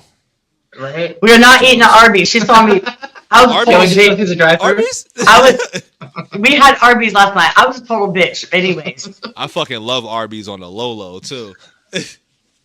Well, this little girl needed to check her damn attitude. Oh, you checked it. The food is always the way. Food is always the way. That was great. I loved it. I was like, maybe I was a little hangry. Maybe I overreacted a little. I was low-key envious. Envious? I don't know. Yeah. All right. What time do you gotta be at work soon? Yeah, I gotta be there at 6. Yeah, I get myself in the shower. Gotta do all that good stuff. And drag myself ready in there. Well, ladies, this was fun. It was a great time. We're definitely gonna spin the block again soon. Send me that song to listen to too. White Boy, send me that. Okay. All right, for sure. Yeah. But you'll want to do a reaction to that one. Do a reaction to it. That's why I'll tell you to send it. I was like, yeah, I gotta do a reaction to that. Yeah, I gotta get back in the good graces of some of the hogs out there. You know, they mad at me. You know what I'm saying? Every Tom reaction I do lately is -5. You know what I'm saying? It's -5 subs per reaction, which I'm like, it's fine because I'm like, I know I'm not shitting on the man and shitting on his music. Right. I'm just straight up giving my thoughts and opinion on what I heard. And you're entitled to do that though. That's what I'm saying. People are so sensitive because you're not doing it disrespectfully. So like I don't understand why people get their panties in such a fucking wad. Like pick them out your ass, sit down, and like chill out for just a fucking minute. Somebody called me a jealous piece of trash. Sorry. They was like, you jealous piece of trash. Listen, I'm gonna have to go in Tom's name. I'm gonna be in his.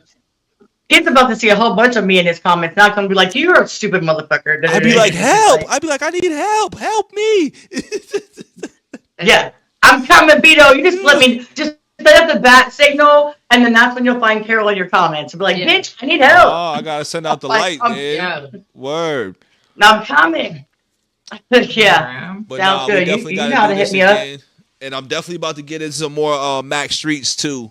Definitely gotta do a couple of Mac Streets Love joints that as dude. well. I gotta watch Archie's interview with him tomorrow, or is it Tuesday? I think I gotta watch that interview. Tuesday. Tuesday. Oh, I In just heard person, from I seen that he had yesterday. two. I seen I'll watch that it another was one in person. today. Yeah. I didn't know he did an in-person joint. That's fire. What? He has a Who did? Max Archie. Streets. I messaged him. Oh, in person. With who? Mac Streets. Oh, because he's going to Texas. That's right. He's going to Texas. He did say. He was going to Texas. That's what it is. Okay. He's originally from Texas, Oh, and okay, his okay. Mac's grandmother was murdered there Damn. back in like 2019 or 2020. He wrote a song called "Letters to Seven," but like that's where a lot of his music stems from. That type of like pain music type stuff, and so. But yeah, so I assume he's probably got. Are you on Graham? There, so yeah, he is Uncle Beto. I'll help you find it. But I imagine, and it's in that same DFW area, so I'm assuming that's why it would be in person. I didn't know it was going to be in person. Like I was like, yeah. I mean, we've met Mac, but we didn't. Yeah, we met Mac in person and hung out a couple of days, and then we had him on for an interview. Word. So Yeah. So See, that's what sucks being all the way up on the East Coast. Everybody that I'm listening to all the way down below the border. Yeah. West Coast, baby. What did it say? I went into Archie's live stream and I did some donos to make him listen to Mac's music because I knew he would like really relate to it at the time with what he was going through. So right. And I was like, and so Are you guys consider? I like to take credit for that. Close to me. collab. Look at everybody building a little community and shit like that. Look at us. Look at us. Yeah. I'm just saying. Look at that. So Amazing, isn't it? Yes, Yeah. it's so. I love it. I love the fact that a lot of the reactors are doing that. yeah. And then like It's important. kind of Hell cross pollinate too. Like, hey, I found this artist. Check out this Yeah. person. Check out that. And then that's just kind of how it helps the independent artists. Word. To reach different audiences. It helps the reactors reach different audiences. Yeah. And bring maybe somebody else. And that's why a lot of us have the same subs. Because Yeah. we go back and forth, or And you the fuck thing with is, the I like- same people. And I like what y'all do, which is a little different, which is what I've been trying to do too, is like actually trying to get the interviews with the artists and shit like that. Like I love watching that with you guys being like, oh, I'm getting these interviews because that's what I've been trying to do this whole time. And like as you see, I got a few, but y'all got a lot more artists. I've been interviewing with everybody, like because I just like to have those conversations because you learn a lot more Right. about the person, and that's not even Right. just the artist. Like even with y'all, like I love interviewing reactors. I love interviewing artists. Yeah. Like anybody who's in this content creative space. You can just learn so much and have so many different type of conversations and shit like that. So I love what y'all is doing. I love that we both in that same plug in that same direction with it. We definitely got to keep doing this shit too. We got to have a few more. We got to do that rapid fire shit too. We got to plan that one day. There's a couple of those type of plans, but we got to plan that. Yeah. Too. Yeah, that would be fun. Yeah. Yeah. That would be so That would fun. be fun. Big fat. All right, love it. Word. All man. right, sir. Y'all go out there and get y'all food and enjoy y'all dinner. Oh yeah. You know what I'm saying? I'm going to enjoy my goddamn job. Enjoy it. But I appreciate y'all as always. I appreciate y'all coming onto the couch, and Amy, nice meeting you as well too. And we will chat Yeah, it was really soon. nice meeting you. Yes. Thank you for having us. Thank you so much. Appreciate y'all. Alright. And I'll be talking with Archie Bye. tomorrow too, so I'll holla. Heck yeah. All right, Word. all right. For sure. Later, y'all.